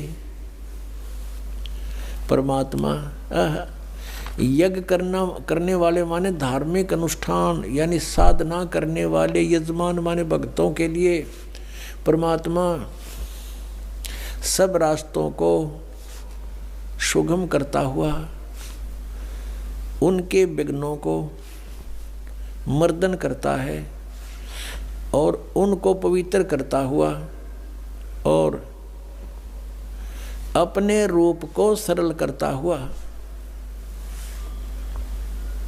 वह कांति में परमात्मा। यह लिखना था कबीर देव। कवि कोई भी सर्वज्ञ नहीं हो सकता जिसको सारा ज्ञान हो। कवि कविता बना सकता है, ये कबीर देव लिखना था यहाँ पर। वो कबीर देव विद्युत के समान यानी आकाशीय बिजली की तरह सेकंड में नीचे आ जावे, क्रीड़ा करता हुआ, ऐसे लीला करता हुआ वर्णीय पुरुष को यानी अच्छी आत्मा को प्राप्त होता है। अच्छी आत्मा को आके मिलता है वो, जैसे आदरणीय धर्मदास जी को मिले, आदरणीय नानक साहिब जी को मिले, आदरणीय मुल्कदास साहिब जी को मिले, आदरणीय दादू साहिब जी को मिले, आदरणीय गरीबदास साहिब जी गांव छुरानी जिला दद्दर हरियाणा वाले को मिले, आदरणीय गीसा दास साहिब जी गांव खेखड़ा यूपी मेरठ वाले को मिले। तो अच्छे पुरुष को आकर प्राप्त होता है। वो कहाँ रहता हो भगवान? 27वें श्लोक में ऋग्वेद मंडल नंबर 9 और सूक्त नंबर 86 का 26 पढ़कर 27 में पा गए। इसमें इन्होंने ये जो निराकार मानते थे भगवान को और वेद बता रहे हैं वह परमात्मा प्रकाश पुंज को, परमात्मा को, जो परमात्मा ध्युलोक के तीसरे पृष्ठ पर विराजमान है वहाँ रहता है। तीसरे एक स्थान पर रहता है ध्युलोक के यानी उस तेजो में लोक सतलोक के एक स्थान पर, तीसरे स्थान पर विराजमान है, स्थान पर विराजमान है वहाँ रहता है। निराकार क्यों करो है भगवान जब वहाँ बैठा है? आगे दिखाते हैं। ये है ऋग्वेद मंडल नंबर 9 सूक्त 82 का। ऋग्वेद मंडल नंबर 9 और सूक्त 82।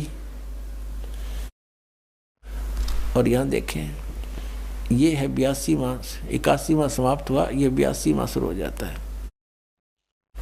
इसका प्रथम मंत्र इसमें लिखा है कि जो सर्वोत्पादक प्रभु, सबकी उत्पत्ति करने वाला परमेश्वर प्रकाश रूप है।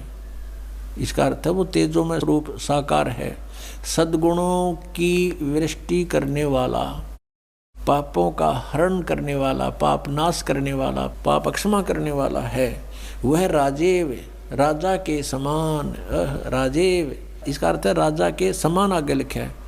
ये देखना ये 269 पृष्ठ पे पढ़ रहे हैं। कोई भ्रमत कर देगा कि दूसरा पृष्ठ दिखा दिया होगा। ये 270 दिखाऊंगा। ये देखो 270 यहाँ लिखा है। 82 का पहला पढ़ रहे हैं, 82 का 9 के 82 का। राजा के समान दर्शनीय है, वो देखने जोगा है, विजिबल है, वो साकार है, राजा की तरह तो मनुष्य जैसा ही हुआ। और वह पृथ्वी आदि लोक लोकांतरों के चारों ओर शब्दमान हो रहा है। वह वर्णीय पुरुष को, वर्णीय माने अच्छी आत्मा को, श्रेष्ठ पुरुष को, जो दृढ़ भक्त है, जो दृढ़ भक्त है उसको पवित्र करता हुआ प्राप्त होता है। जैसे आदरणीय धर्मदास साहिब जी को जो दृढ़ भक्त थे उसके बाद डगमग नहीं हुए। आदरणीय मुल्कदास साहिब जी को, आदरणीय दादू दास साहिब जी को, आदरणीय गरीबदास साहिब जी गांव छुड़ानी जिला दद्दर हरियाणा वाले को, और आदरणीय गीसा दास साहिब जी को गांव खेखड़ा मेरठ यूपी वाले को। ये दृढ़ भक्त आज तक डगमग नहीं हुए, दुनिया को हिला के रख दिया इन्होंने। इनको भगवान मिले आकर के को पवित्र करता हुआ प्राप्त होता है वर्णीय पुरुष अच्छी आत्मा को। जिस प्रकार विद्युत माने आकाशीय बिजली स्नेह वाले स्थानों को आधार बनाकर प्राप्त होता है। देखो कितना स्पष्ट किया इन्होंने। ऋग्वेद मंडल नंबर 9 और सूक्त नंबर 81 में कति कंसेप्ट क्लियर कर दिया कि वो परमात्मा राजा की तरह देखने जोगा है। राजा का अर्थ है कि वो शक्तिशाली होता है, मनुष्य सदृश ही है, राजा के समान है और साकार है, देखने जोगा है। और वो अच्छी आत्मा को वहाँ से चलकर आकर मिलता है ये। और जो दृढ़ भक्त होते हैं उनको मिलता है, अन्य को नहीं। जैसे आकाश की बिजली, आकाशीय बिजली गिरती है वो किसी वस्तु पर गिरती है जहाँ उसका विशेष अट्रैक्शन बनता है। पुराने समय में जब कांसी धातु के बेले थाली हुआ करते प्रांत, और उनको अगर वर्षा के दिनों में कहीं बाहर वो पड़े रह जाते तो हमारे बुजुर्ग दादी माता कहा करते थे कि कांसी के बर्तन पर बिजली गिर जाती है, जब उसका संयोग होता है ऊपर से गिरने का तो वहाँ अवश्य उसी को तुरंत वहीं आकर के अट्रैक्ट होती है, उस कारण खिंची आती है, उसी पर गिरती है। उसको उठवाकर अंदर रखवा दिया करते थे। तो कहने का भाव ये है कि परमात्मा उस बिजली की तरह जैसे वो अपने विशेष जिस पर वो आकर्षण होता वहीं गिरती है, ऐसी स्थिति से परमात्मा उन दृढ़ भक्तों को आकर मिलता है जो मिलन योग्य हों, जिनको वो उनसे आकर्षित होता है, ताकि ये मेरी आगे बढ़ा सकें, इस ज्ञान को, काल के जाल को हटा सकें, मेरे प्यारी आत्माओं तक ये संदेश पहुंचा सकें। और उनका क्या कर ले, आंखें देखें जब भी ना मानो न भगवान मिल लेगा, उन्हें तो काला मिल लेगा जहाँ ये रह रहे हैं। अब 9वें मंडल सूक्त 82 का मंत्र 1 पढ़ लिया, अब 2 दिखाते हैं, देखिएगा। ऋग्वेद मंडल नंबर 9 सूक्त 82 का हमने ये पढ़ लिया, अब 2 पढ़ते हैं। वो परमात्मा किस उद्देश्य से आता है? हे परमात्मन, उपदेश करने की इच्छा से आप महापुरुषों को प्राप्त होते हो, अच्छी आत्माओं को, महान आत्माओं को प्राप्त होते हो, और आप अत्यंत गतिशील पदार्थ के समान हमारे आध्यात्मिक यज्ञों को प्राप्त होते हो। यानी अत्यंत गतिशील पदार्थ के समान, यानी जैसे बिजली चलती है, बिजली जैसी गति से आप और उपदेश करने के लिए आते हो, यहाँ पर सच्चा ज्ञान देने के लिए। आप कबीर देव हैं, आप कबीर देव, यह लिखना था, सर्वज्ञ लिख दिया, आप यहाँ लिखना था आप कबीर देव हैं। हम उसको कबीर साहब कहते हैं, आप कबीर साहब हैं, शुद्ध स्वरूप है। अब जैसे ये अभी आपको दिखा था, जहाँ यजु लिखा हो तो यजुर्वेद लिखना पड़ेगा वहाँ पर, वो इन्होंने किया भी है। महर्षि दानंद ने यजुर्वेद के 36वें अध्याय के प्रथम मंत्र में यजु का अर्थ यजुर्वेद किया है, तो यहाँ लिखना था वो कबीर देव है, वो शुद्ध स्वरूप है। हमारे पापों को हे दूर करके, हे सोम, हे अमर परमात्मा हमको सुख दे। पुण्यात्मा, वेद पढ़े पर भेद न जाने, ये बात से पुराण 18। वेद पढ़े पर भेद न जाने, गुरु बिन काहु न पाया ज्ञाना, जो थो था बूछड़े मूड किसाना। गुरु बिन वेद पढ़े जो प्राणी, समझे न सार रहे अज्ञानी। ये अज्ञानी रहे इन वेदों को पढ़ा करते, और मैं ऋषि को आगे इन कक्का भी नहीं पता था। अब जैसे परमात्मा मनुष्य दृश्य ये सिद्ध होगा, राजा के समान देखने जोगा है, और वहाँ से गति करके आता है, जिन महापुरुषों को मिलता है, जिन महापुरुषों ने मिला उन बताया कबीर इज गॉड। वो कबीर देव काशी में हम सुल्तानी नानक तारे दादू को उपदेश दिया, जात जुलाहा भेद न पाया, वो काशी माए कबीर होया। आदरणीय गरीबदास साहिब जी गांव छोड़ानी जिला जद्दर वाले, जिनको भगवान आकर मिले थे, क्या कहते हैं गरीबदास साहिब ने फिर बताया है कि सर्व कला सतगुरु साहिब की, या दुनिया दा जीवन झूठा भूल गए मर जाने नू। और सर्व कला सतगुरु साहेब की हरियाए हरियाणे नु। वो परमात्मा हरियाणा में आए गरीबदास जी 280 वर्ष पहले, लगभग सन 1727 में, लगभग 300 वर्ष हो गए, 300 वर्ष से भी ऊपर हो गए। सन 1727 में परमात्मा आए थे और सन 1866 में न सन 1966 में हरियाणा और पंजाब अलग हुए। जब हरियाणा क्षेत्र का नाम पड़ा था, यो हरियाणा प्रांत बना था, उससे भी कितने वर्ष पहले, 200-250 वर्ष पहले परमात्मा ने लिख दिया, बोल दिया था। गरीबदास साहिब जी ने कहा था कि हरि आए हरियाणे नु। उनके वचन से फिर यो हरियाणा क्षेत्र आज बनकर रहा, ताकि हम इस परमात्मा की वाणी को समझा सकें। अगर ये वाणी 200 वर्ष पहले बोलते, 100 वर्ष 50 वर्ष पहले से बोलते, तो कौन से कहाँ थे? हरियाणा था ही नहीं, जब नाम निशान नहीं था। तो ये हरियाणा बनवा दिया, ये भी वाणी हमारे को याद दिला दी कि हरि आए हरियाणे नु। दर्शकों, आपने अभी जाना कि पूर्ण परमात्मा वास्तव में कबीर साहिब जी हैं, जो सर्वोच्च परमात्मा के रूप में प्रतिष्ठित हैं। अब हम वास्तविक आजादी के मूल मंत्रों के बारे में जानते हैं, जिनका प्रमाण हमारे पवित्र ग्रंथों में मिलता है। ये मंत्र पूर्ण मोक्ष की प्राप्ति का मार्ग प्रशस्त करते हैं। अब 17वें अध्याय के गीता जी के 23वें श्लोक में कहा है कि उस सच्चिदानंद घन ब्रह्म के पाने का 3 मंत्र का जाप का निर्देश है, नथिंग एल्स। निर्देश माने नथिंग और कुछ नहीं, सिंपल ओनली डायरेक्शन। ये है, देखिएगा 17वें अध्याय का और 23वां श्लोक श्रीमद् भगवत गीता, और ये 17वां अध्याय, 17वें का 23वां श्लोक है। ओम तत्सत इति निर्देश है ब्रह्मण है त्रिविध है समर्थ है ब्राह्मणा तेन वेदा च यगा विहिता पुरा। ओम ओम तत् तत् सत सत, ऐसे यह 3 प्रकार का सच्चिदानंद घन ब्रह्म, उस परम अक्षर ब्रह्म का मंत्र कहा है। अब सच्चिदानंद घन ब्रह्म परम अक्षर ब्रह्म का मंत्र ओम तत्सत, उसको पाने का। ओम तो पुण्यात्मा सीधा है ब्रह्म अक्षर पुरुष का, और जो तत् है वो अक्षर पुरुष का, और सत है ये परम अक्षर ब्रह्म का। ये भी कोड वर्ड है, सांकेतिक शब्द है। ओम और तत् जो सांकेतिक शब्द है, वो दोनों मिलकर ये सतनाम बनता है, 2 अक्षर का। और जिसका भी आज तक मोक्ष हुआ उन महापुरुषों ने इस सतनाम का जाप किया है। और जो सत है वो सारनाम की तरफ संकेत है, वो भी कोई अन्य मंत्र है, वो सांकेतिक कोड वर्ड दास के पास है, इस पृथ्वी विश्व में किसी के पास नहीं।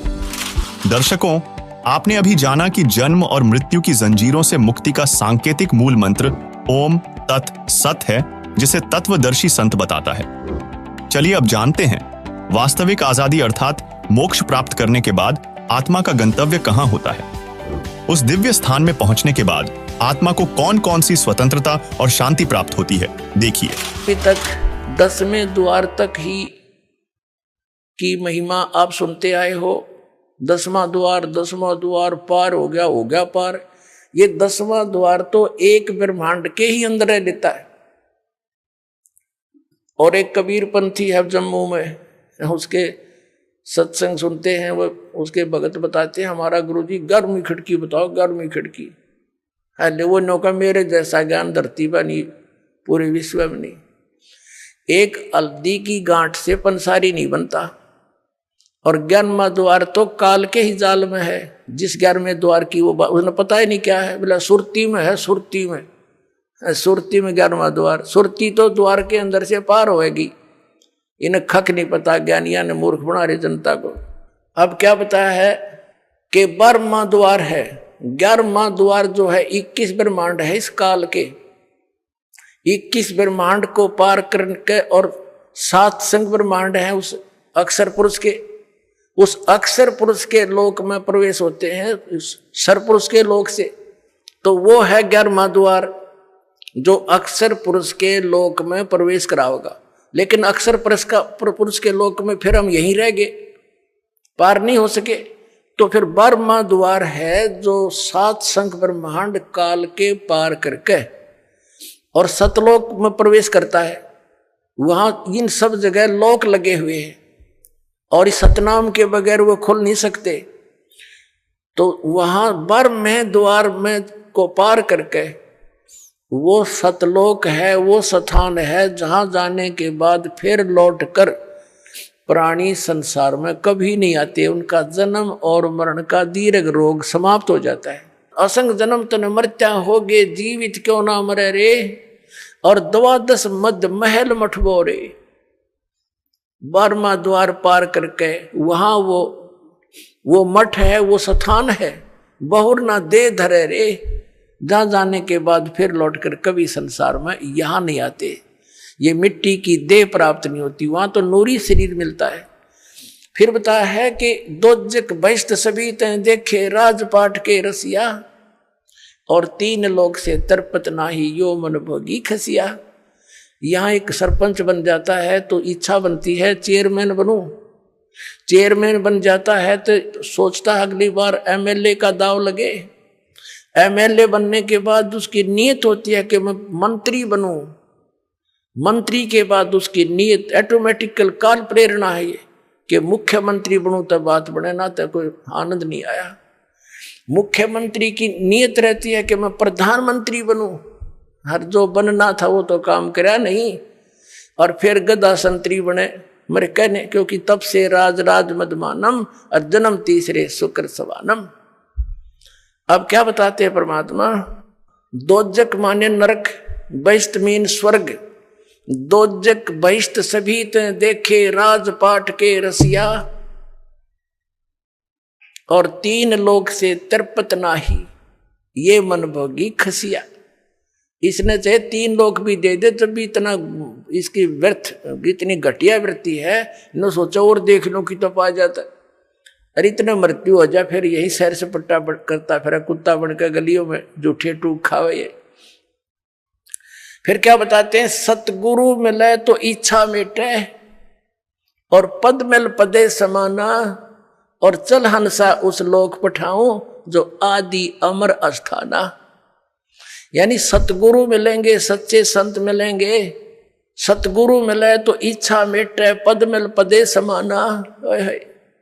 श्रीमद् भगवद गीता अध्याय नंबर 15 के श्लोक नंबर 4 में कहा है कि जब तत्वदर्शी संत मिल जावे उसके पश्चात परमेश्वर के उस परम पद की खोज करनी चाहिए, जहां जाने के बाद साधक फिर लौटकर कभी संसार में नहीं आते। उसके लिए क्या बताया है, गीता ज्ञानदाता तो कहता कि तत्वदर्शी संतों की खोज करो। गीता जी अध्याय नंबर 17 के श्लोक नंबर 23 में कहा कि उस परमात्मा के उस परम पद के पाने की ओम तत्सत इति निर्देश है ब्रह्मण त्रिविध समर्थ है, उस 3 मंत्र के जाप से वो परम पद प्राप्त होगा। ये पद्धति है, पद्धति माने वे ऑफ वर्शिप, पूजा का मार्ग, पूजा की पद्धति। अब यहां देखो ये है सूक्ष्म वेद, ये इस वेद से भी गूढ़ रहस्य रखता है जो आप वेद आप पढ़ते और सुनते आए हो। इसमें क्या बताया है कि सतगुरु मिले तो इच्छा मिटे, वो ऐसा ज्ञान देगा कि यहां से अपने आप मन हट जाएगा, और सच्चाई है सारी ये। सतगुरु मिले तो इच्छा मिटे, और पद मिल पदे समाना। पद मिलने से, पद माने पद्धति, या 3 मंत्र का जाप ये पद्धति है। जैसे पद्धति में ये सारा प्रोसेस आ जाता है। प्रथम मंत्र ये 7 नाम का सब चैनलों को ऑन करेगा, खोल लेगा, आपका रास्ता साफ करेगा त्रिकुटी तक जाने के लिए। और फिर ये 2 मंत्र का सतनाम, और तीसरा इसके साथ मिलेगा वो सार नाम, सार शब्द, सार नाम, आदि नाम जिसको कहते हैं। इन पूरे प्रोसेस से यह पद्धति है, ये सब मिलाकर पद्धति है। इसको पद कहा संतों ने कि पद मिल पदे समाना, यानी ये पद्धति जब मिल जाएगी, पूरी प्रोसेस भक्ति का एक्यूरेट, तब उस पद में समाओगा जहां जाने के बाद उस परम पद की प्राप्ति होगी, जहां जाने के बाद साधक फिर लौटकर कभी संसार में नहीं आते। सतगुरु मिले तो इच्छा मिटे, पद मिल पदे समाना, और चल हंसा उस लोक पठाऊं जो आदि अमर अस्थाना, जो शाश्वत स्थान है। गीता जी अध्याय नंबर 18 के श्लोक नंबर 62 में कहा कि अर्जुन तू सर्वभाव से उस परमेश्वर की शरण में जा, उसकी कृपा से ही तू परम शांति को और सनातन परम धाम को प्राप्त होगा।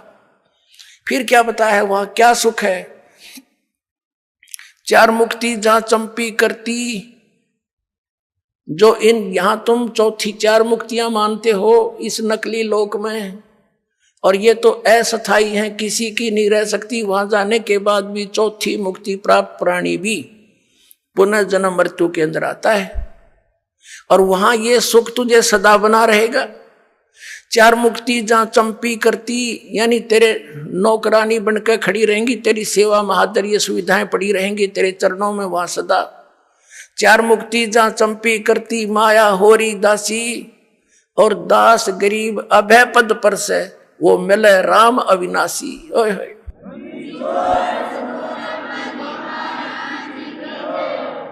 चार मुक्ति जहां चंपी करती, माया होरी दासी, और गरीब दास जी कह रहे हैं दास गरीब अभय पद पर से।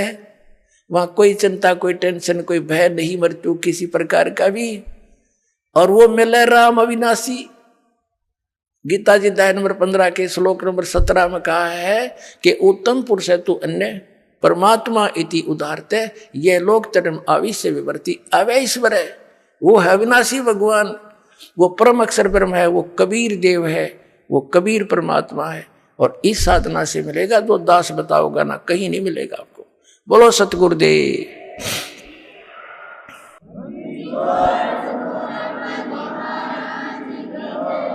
परमात्मा कहते समझा है तो सिर दर पाओ, भौर नहीं रे सादाओ, फिर ये अवसर नहीं मिलेगा। बोलो सतगुरुदेव की जय हो।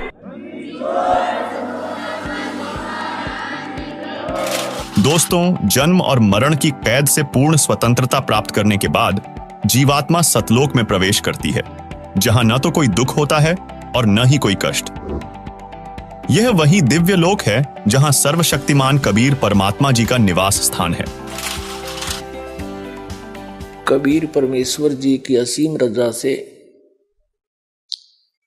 आप सभी पुण्यात्माएं ये सत्संग श्रवण कर रहे हैं। परमात्मा ने, कबीर भगवान ने, जो हम सब के पिता हैं, हम सब के जनक हैं, उन्होंने आकर के हमें यहाँ ज्ञान कराया है कि तुम यहाँ के वासी नहीं हो। जिस स्थान पर आप रह रहे हो ये आपका स्थायी स्थान नहीं है। आप प्रतिदिन देख भी रहे हो,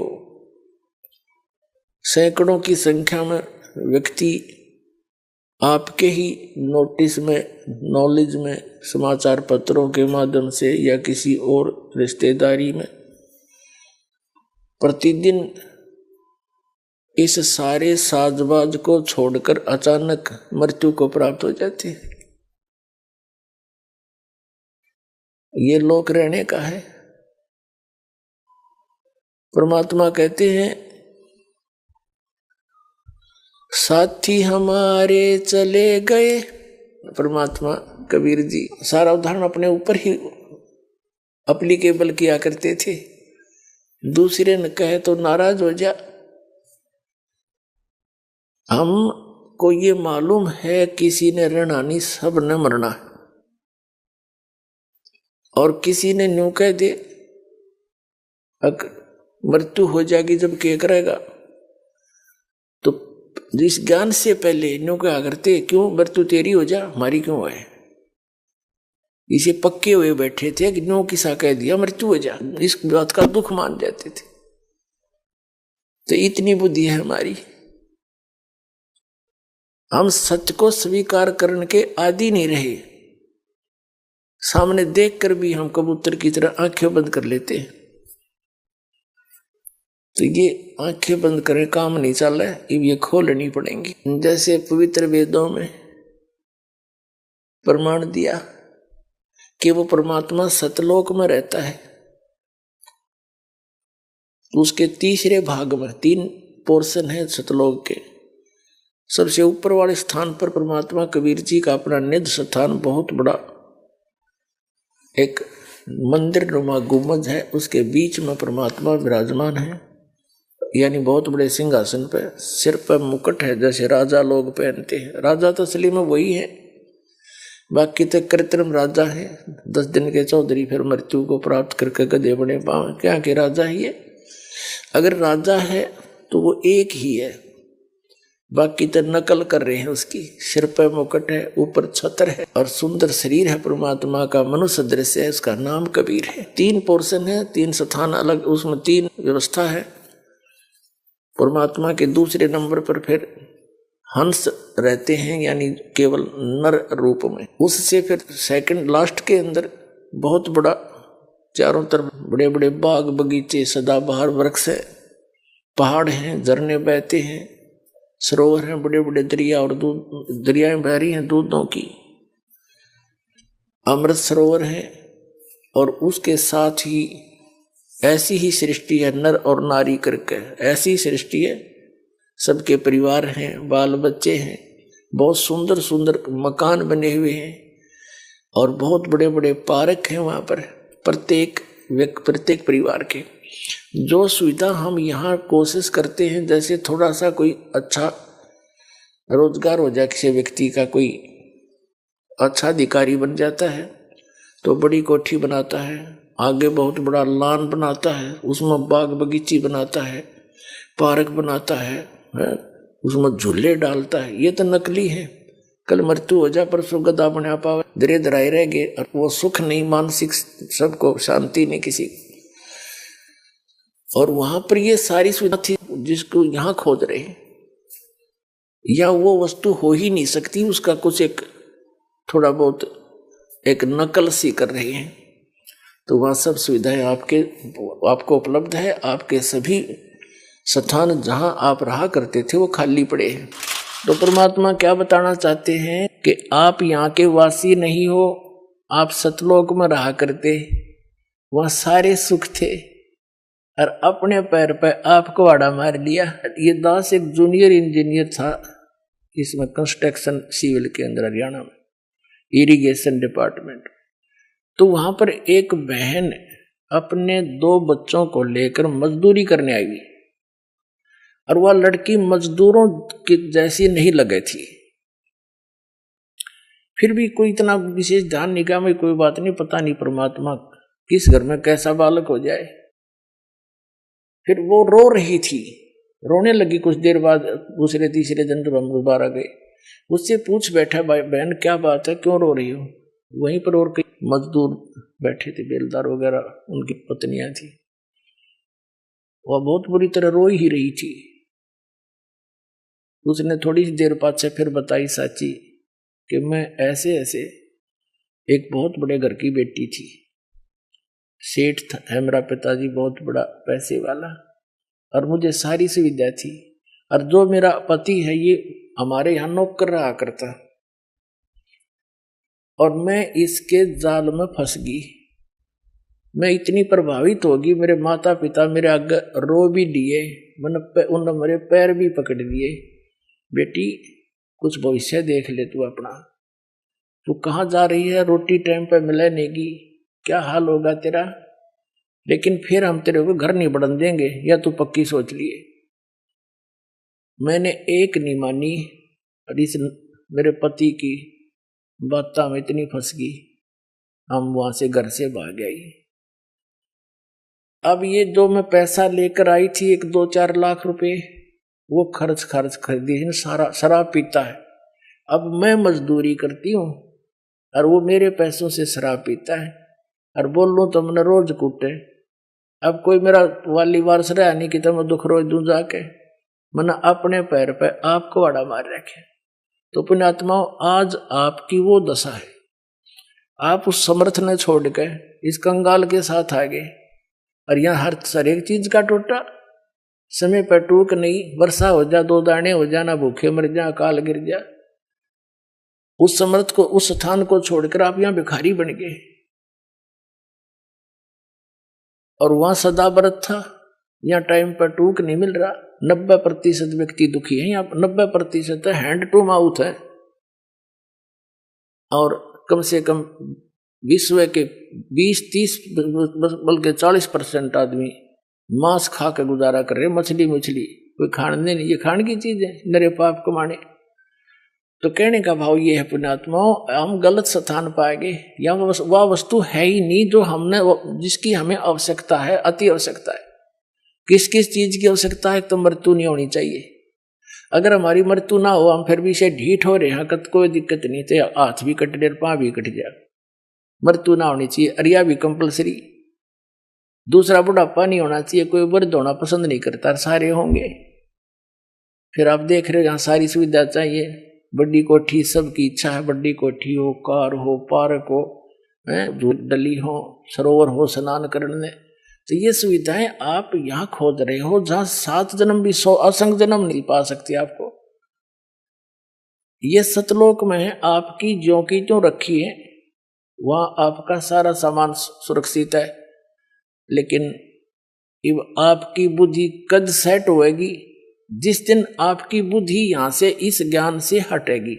ये ना सोचना दास कोई एक लोक वेद दंत कथा सुना रहा है या किसी डोम बाट की गाई हुई कथा सुना रहा है।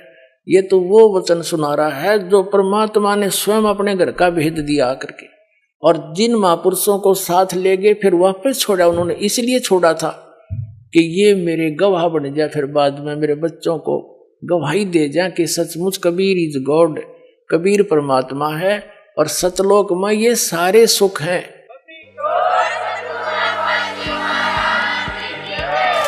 दर्शकों, अभी आपने जाना कि आत्मा किन जंजीरों में बंधी हुई है और हम कैसे इन जंजीरों से वास्तविक स्वतंत्रता प्राप्त कर सकते हैं। लेकिन अब एक गंभीर प्रश्न सामने आता है कि सवाल नंबर 3, आखिर हम सभी जीव आत्माएं इस जन्म और मृत्यु के चक्र में कैसे फंस गईं? पवित्र ग्रंथों में दिए गए प्रमाणों के अनुसार प्रत्येक प्राणी का वास्तविक निवास स्थान सतलोक है, लेकिन हम सभी अपनी अज्ञानता और गलतियों के कारण जन्म और मृत्यु के चक्र में फंस गए। हम सभी जीव आत्माएं काल के झूठे लालच में आकर और अपनी मूर्खता से सुखदायी परमात्मा को त्याग कर काल के जाल में फंस गए। पुण्यात्माओं, हम यहाँ काल के जाल में फंस गए। अपनी गलती के कारण हम यहाँ फंसे हुए हैं। हमारा ये ठिकाना नहीं है। हम सतलोक से आए थे। सतलोक के अंदर हमारे सब मकान वहां पर खाली पड़े हैं। बहुत बड़ा अक्षेत्र है। जैसे इस जीव का स्वभाव है, बड़ी सारी कोठी हो, उसके आगे लंबा चौड़ा लान हो, उसमें बाग बगीचे फूल फलवाड़ी लगी हो, झरने बह रहे हो, तो ये कहाँ थे? ये सोच इसकी कहाँ से आई? सतलोक के अंदर ये सब व्यवस्था, सब सुविधाएं आप जी को उपलब्ध थी। हम समुद्र को छोड़कर एक छोटे से तालाब में आ गए जो कभी सूख जाता है, तरफ तरफ कर मछलियां मर जाती हैं, वर्षा होती है तो फिर भर जाता है। तो यहाँ प्रलय और उत्पत्ति ऐसे चलती है। और सतलोक समुद्र है, वहां पर कभी अकाल नहीं आता, प्रलय नहीं होती। हम वहां रहा करते थे। हम यहाँ कैसे फंसे? हम कहां से आए? हम सतलोक से यहाँ क्यों आए? किस कारण से आए? इसकी जानकारी आप जी को सृष्टि रचना से होती है, और वो जानकारी स्वयं परमेश्वर ही आकर दे सकते हैं। सारी सृष्टि की रचना उन्होंने की है। वेदों में लिखा है कि वो परमात्मा अपने द्वारा रची हुई सृष्टि की जानकारी स्वयं ही ठीक ठीक बताते हैं। अथर्ववेद कांड नंबर 4 के अनुवाक नंबर 1 में है। 1 से 7 मंत्र हैं। उन सब में सृष्टि रचना का भिन्न भिन्न विवरण है, कोड वर्डों में है। इस दास ने उसको समझा और सृष्टि रचना के अंदर ये खोल के इन पुस्तकों में लिखा हुआ है। आध्यात्मिक ज्ञान गंगा में, गहरी नजर गीता में, वहां से आप पढ़ सकते हो और सुनाएंगे, आपको वैसे भी सुनाएंगे। पुण्यात्माओं, सबसे पहले केवल एक परमात्मा थे, वो कबीर साहब थे। कबीर साहब जो काशी में, बनारस में एक धानक यानी जुलाहे की भूमिका करके गए। वो अकेले लोक में रहते थे। फिर परमात्मा ने अपने वचन से 3 अन्य लोकों की रचना की।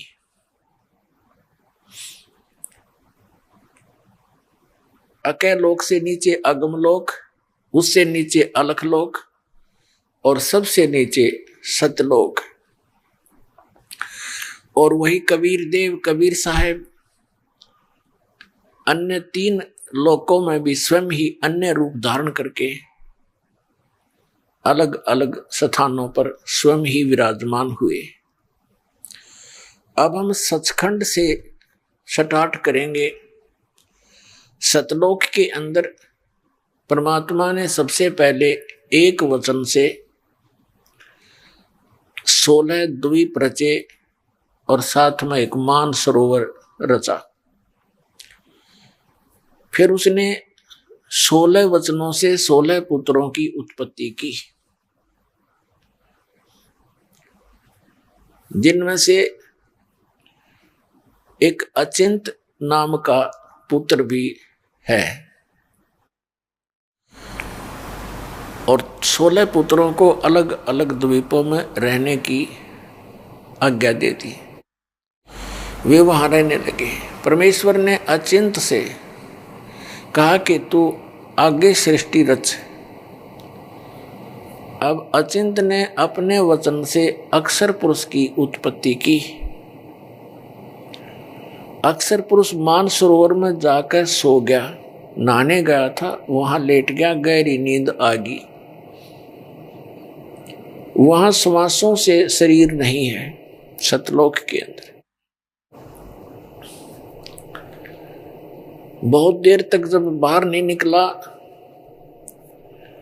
तो परमात्मा ने उसी सरोवर से जल उठाया, अपने वचन से एक अंडा बनाया। अंडे में एक आत्मा अपने वचन से प्रवेश की, उसको नीचे छोड़ दिया। अंडा गड़गड़ गड़गड़ करता हुआ नीचे को जा रहा था। अक्षर पुरुष की निंद्रा भंग होगी और वो क्रोध से कुछ कोप सा उसके अंदर था कि किसी ने मेरी निंद्रा भंग कर दी। आंखें खोली तो सामने एक अंडा था। उसका जो क्रोध था, जैसे आज भी यही वृत्ति हमारे अंदर है, कोई सूते व्यक्ति को जगा देता है, एकदम वो महसूस करता है कि तूने क्यों उठा दिया मुझे। इस दृष्टिकोण से उसने कुछ क्रोध से देखा, वो कोप अंडे से टकराया, अंडे 2 भाग हो गया। उसमें से ये ज्योत निरंजन काल निकला।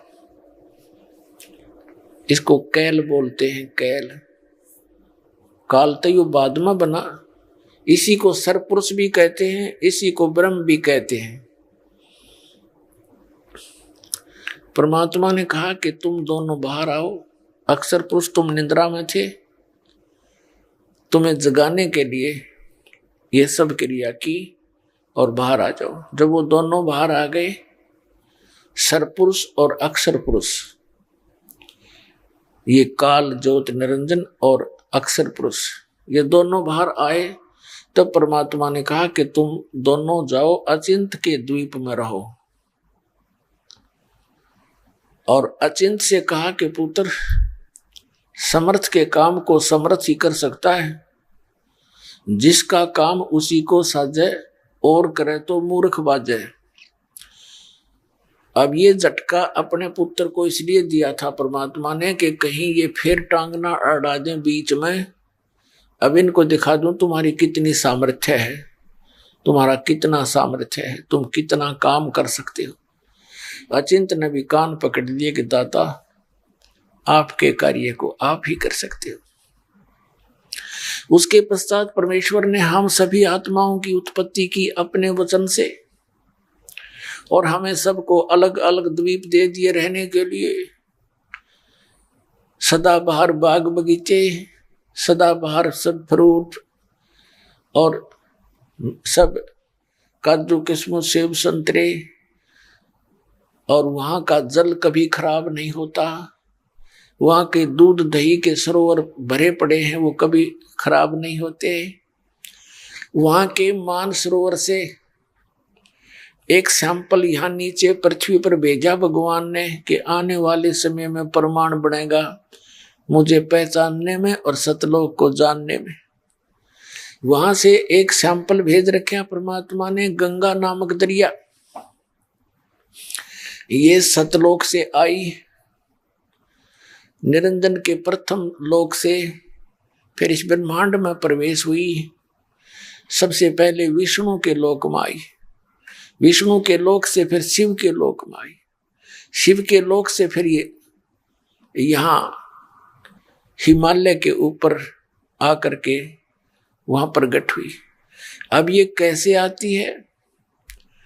अब जैसे हम क्या देखते हैं, जैसे बादल क्या होते हैं, बादल देखने में तो ऊपर कितने अपने आप घूम रहे हैं, जैसे इनमें कोई वजन ही ना हो और इनके अंदर अरबों टन जल होता है। ऐसे ही इससे भी सूक्ष्म रूप से वाष्प रूप में ये वहां से चली और यहां आकर बर्फ रूप में प्रकट हुई। बर्फ बन गई ठंडे क्षेत्र में आकर के फिर पिघल कर नीचे दरिया का रूप धारण करके चल पड़ी। इस गंगा जल को सभी साइंटिस्टों ने चेक करके देख लिया, इसके बारे में इनको कोई जानकारी नहीं। और ऐसा ये जल कितने वर्ष तक रखे रहो ये खराब नहीं होता। अब पुण्यात्माओं, वो उस परमात्मा के वचन से प्रकट हुए पदार्थ हैं। तो इसी प्रकार इसे एक उदाहरण है आप हमारे लिए कि ऐसे पदार्थ हैं वहां पर घी दूध दही सब कुछ वो कभी खराब नहीं होते। समझदार को संकेत बहुत होता है। अच्छा, फिर क्या था? कुछ दिनों के बाद इस ज्योत निरंजन के मन में जो अंडे से निकला था, इसके अंदर एक गलत सोच उत्पन्न हुई कि अन्य मेरे जितने भी भाई हैं वो सभी अपने अपने द्वीपों में रह रहे हैं और हम अकेले, हम तीनों एक द्वीप में रह रहे हैं। तो उसको पता चला कि अलग से राज्य कैसे प्राप्त हो, तप से राज्य होता है। उसने तप करना शुरू किया। सत्ययुग जब इसने तप किया, परमात्मा ने पूछा कि क्या चाहते हो ज्योति निरंजन, क्या चाहता है कैल? तब इसने कहा कि परमात्मा, हे पिताजी, ये स्थान मेरे लिए थोड़ा है, मुझे अलग से स्थान देने की कृपा करो। और पुण्यात्माओं, हम काल के जाल में कैसे फंसे?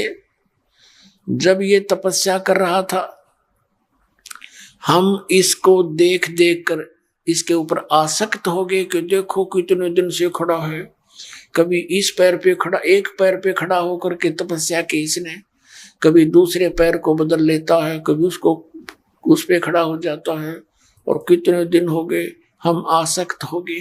परमात्मा ने संकेत किया था कि बच्चों तुम ना देखो इसकी तरफ, मस्त रहो, इसकी क्रिया को ना देखो। हम ऊपर से तो ऐसे हो गए जैसे हम नहीं चाहते इसको, लेकिन अंदर से कसक घनी होगी। वो तो अंतर्यामी है, कबीर देव सतपुरुष, वो अकाल मूर्त, वो सब जान गए कि काम इनका भी बिगड़ गया। तब उससे पूछा कि तू क्या चाहता है, बोल, किस लिए तपस्या कर रहा है? तब इसने बता दिया कि प्रभु मेरे को और स्थान दे दो, ये कम है। तब परमात्मा ने कहा ठीक है भाई, तेरे 70 युग के तप के बदले में 21 ब्रह्मांड दे देता हूं, ले जा।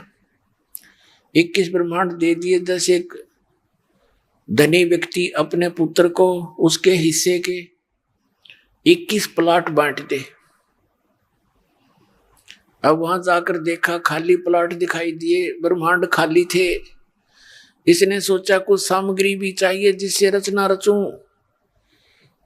इसने फिर तपस्या शुरू की। प्रभु ने पूछा क्या मांगता है भाई, अब क्या चाहता है तू?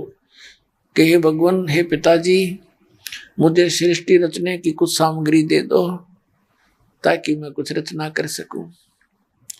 परमात्मा ने कहा ठीक है, 5 तत्व और 3 गुण दे दिए, ले बच्चा खेल खिलौनों से। अब इसने सोचा कि इसके अंदर कुछ जीव आत्मा भी हो। इसने वहां पर रचना रची। फिर सोचा कि अकेला मकान बना लिया प्लाट में, और बालक है नहीं, अकेला कहाँ क्या करूंगा। तो इसने सोचा कि कुछ आत्माएं भी मेरे साथ हों और उनको इन 3 गुणों से 5 तत्वों से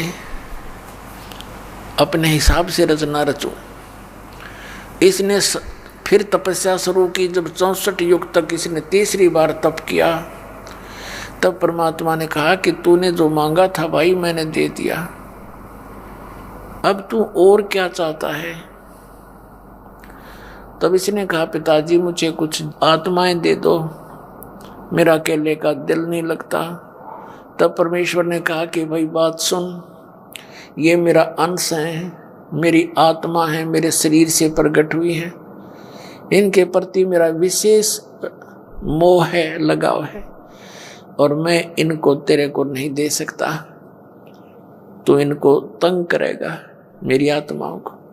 इसने कहा नहीं भगवान, मैं सत का राज करूंगा, जो जैसा कर्म करेगा मैं केवल उतना ही फल दूंगा, मैं किसी को एक्स्ट्रा तो तंग नहीं करूंगा। परमेश्वर ने कहा कि नहीं, इसके बदले मैं आपको कुछ नहीं दे सकता।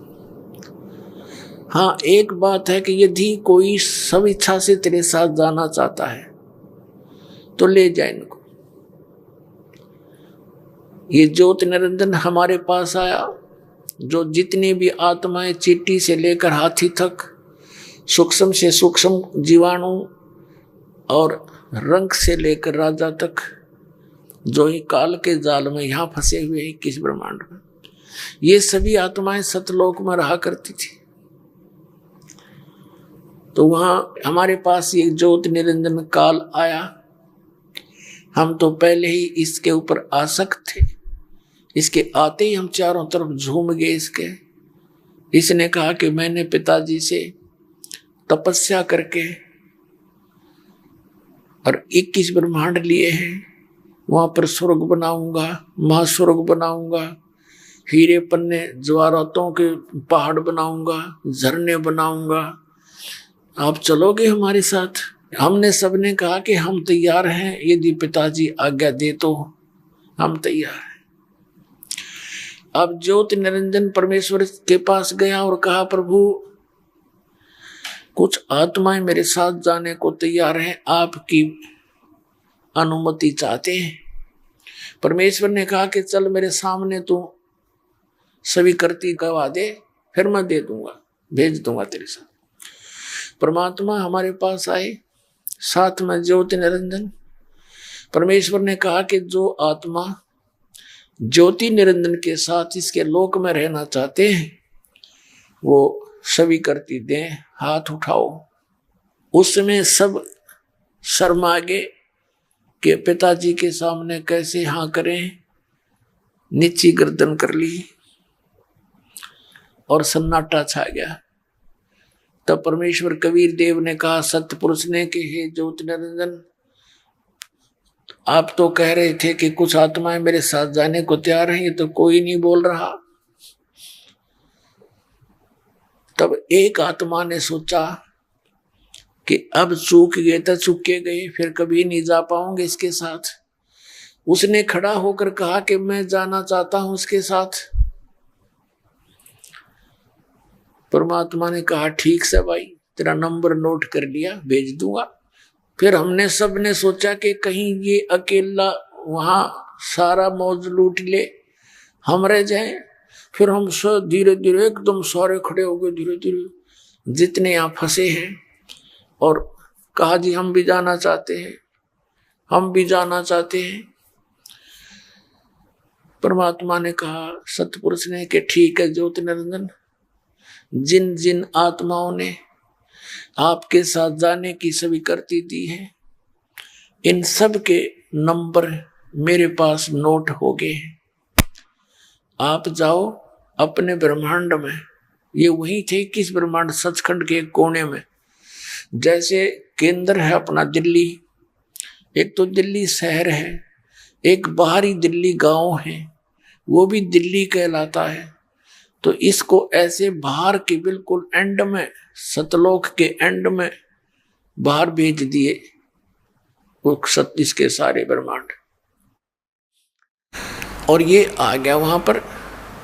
पीछे से परमात्मा ने, जिस आत्मा ने सबसे पहले स्वीकृति दी थी, उसका स्त्री बना दिया, एक युवा लड़की बना दिया। उसके स्त्री इंद्री नहीं लगाई, बाकी शेष अंग इंद्री स्त्री वाले बना दिए।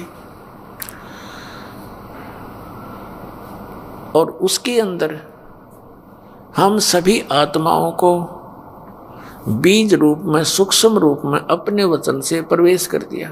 उसका नाम प्रकृति देवी रखा, उसको माया भी कहने लगे। तो इस प्रकृति देवी नाम रखा। आगे चल के ये दुर्गा कहलाई, देवी दुर्गा कहलाई।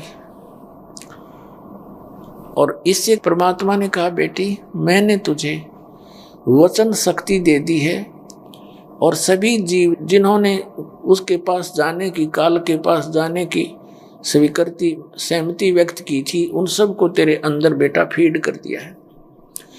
अब वचन से तू जितने जीव चाहेगी, और वो काल जितना ज्योति निरंजन जितने जीव है तो उत्पन्न कर सकती है, नर और मादा। और अब जाओ आप उस ज्योति निरंजन के लोक में।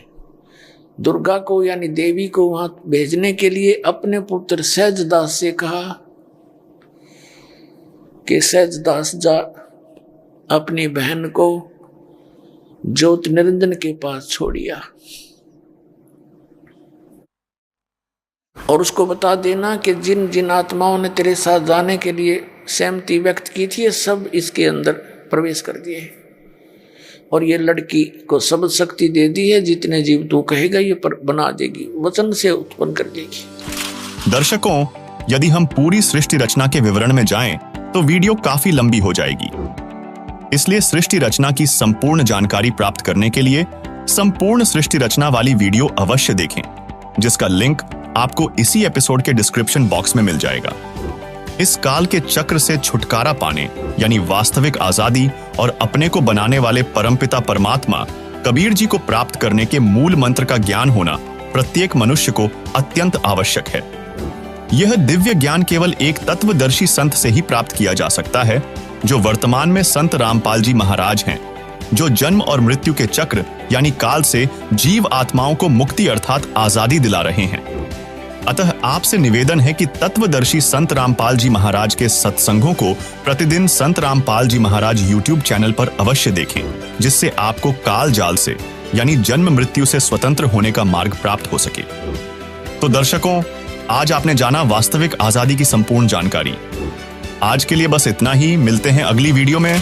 आइए अब हम उन श्रद्धालुओं के अनुभव जानते हैं जो जगत गुरु तत्वदर्शी संत रामपाल जी महाराज जी से दीक्षा प्राप्त कर चुके हैं तथा उनके द्वारा बताए गए भक्ति मार्ग पर चल रहे हैं।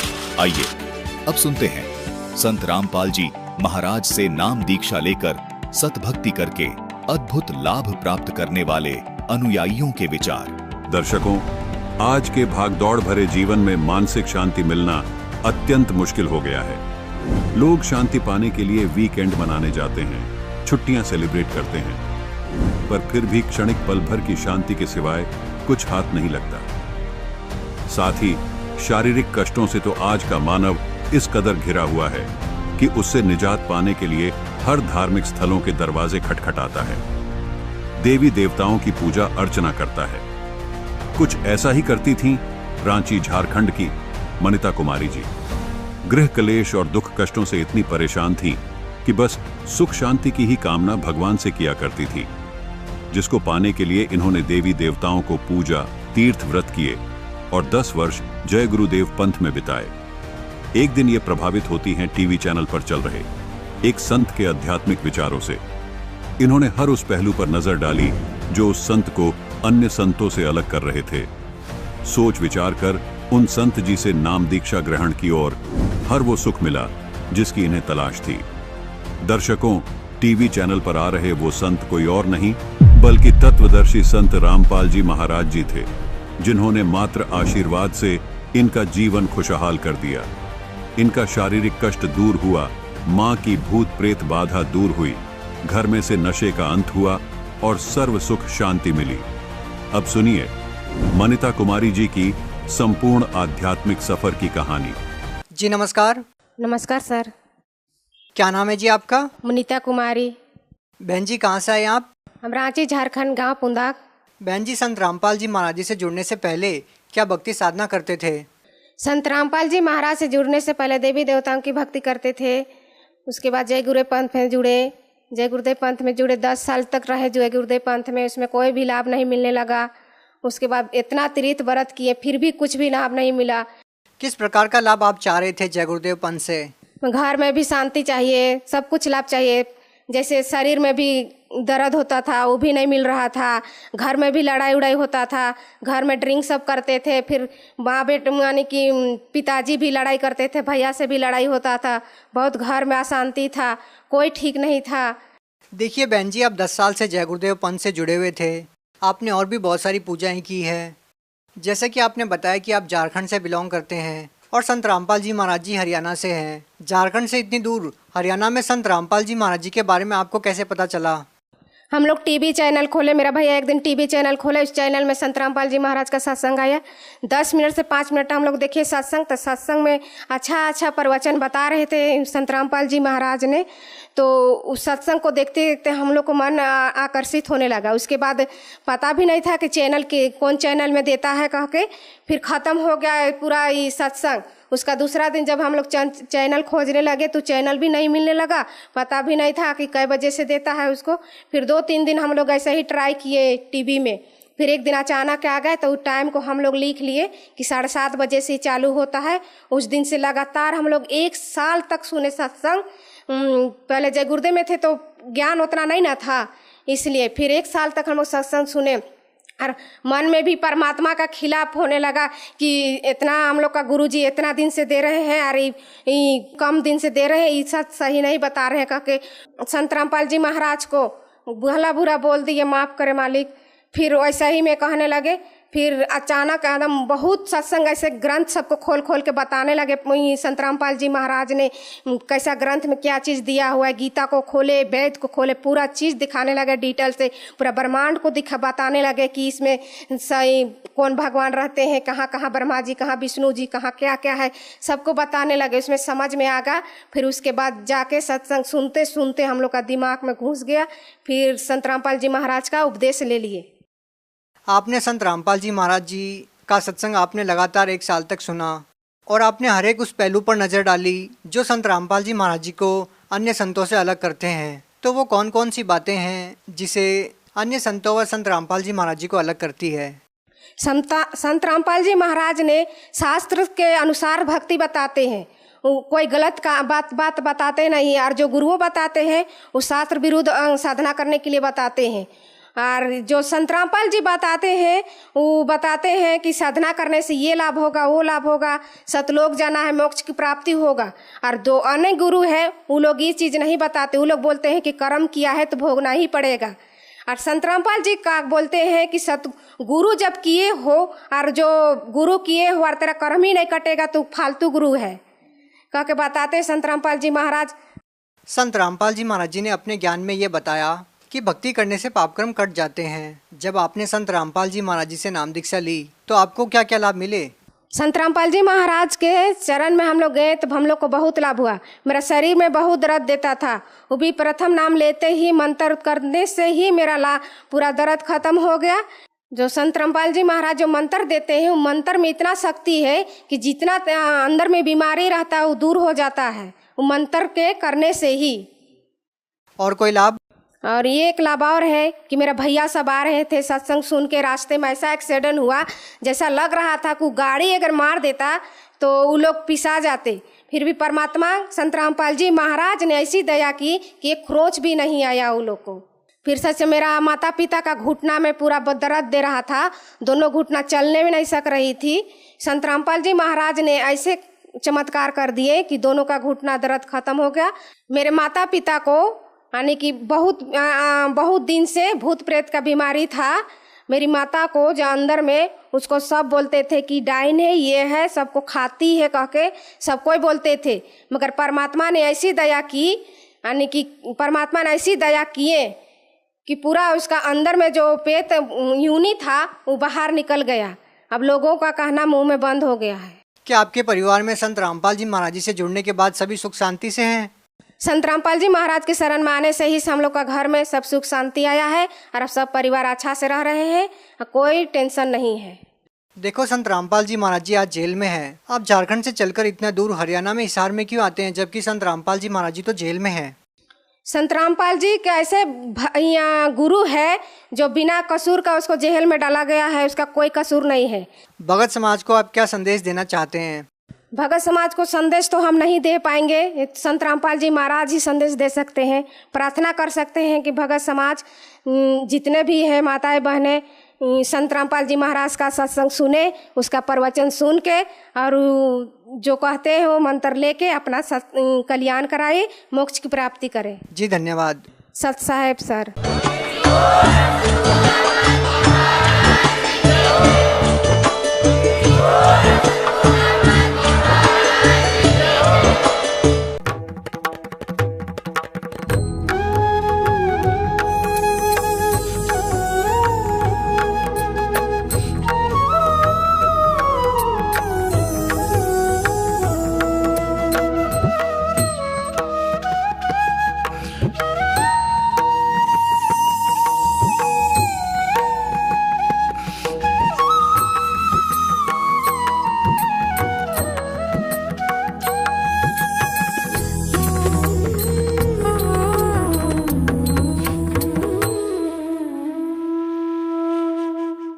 आप सुन रहे थे जगत गुरु तत्वदर्शी संत रामपाल जी महाराज जी के मंगल प्रवचन। अधिक जानकारी के लिए विजिट कीजिए हमारी वेबसाइट www.jagatgururampalji.org। संत रामपाल जी महाराज जी के शुभ आशीर्वाद से पूरे विश्व भर में 500 से भी ज्यादा नाम दीक्षा केंद्र हैं, जिन पर संत रामपाल जी महाराज जी द्वारा ऑनलाइन निशुल्क नाम दीक्षा दी जा रही है। अपने नजदीकी नाम दीक्षा केंद्र का पता करने के लिए संपर्क करें 8222880541।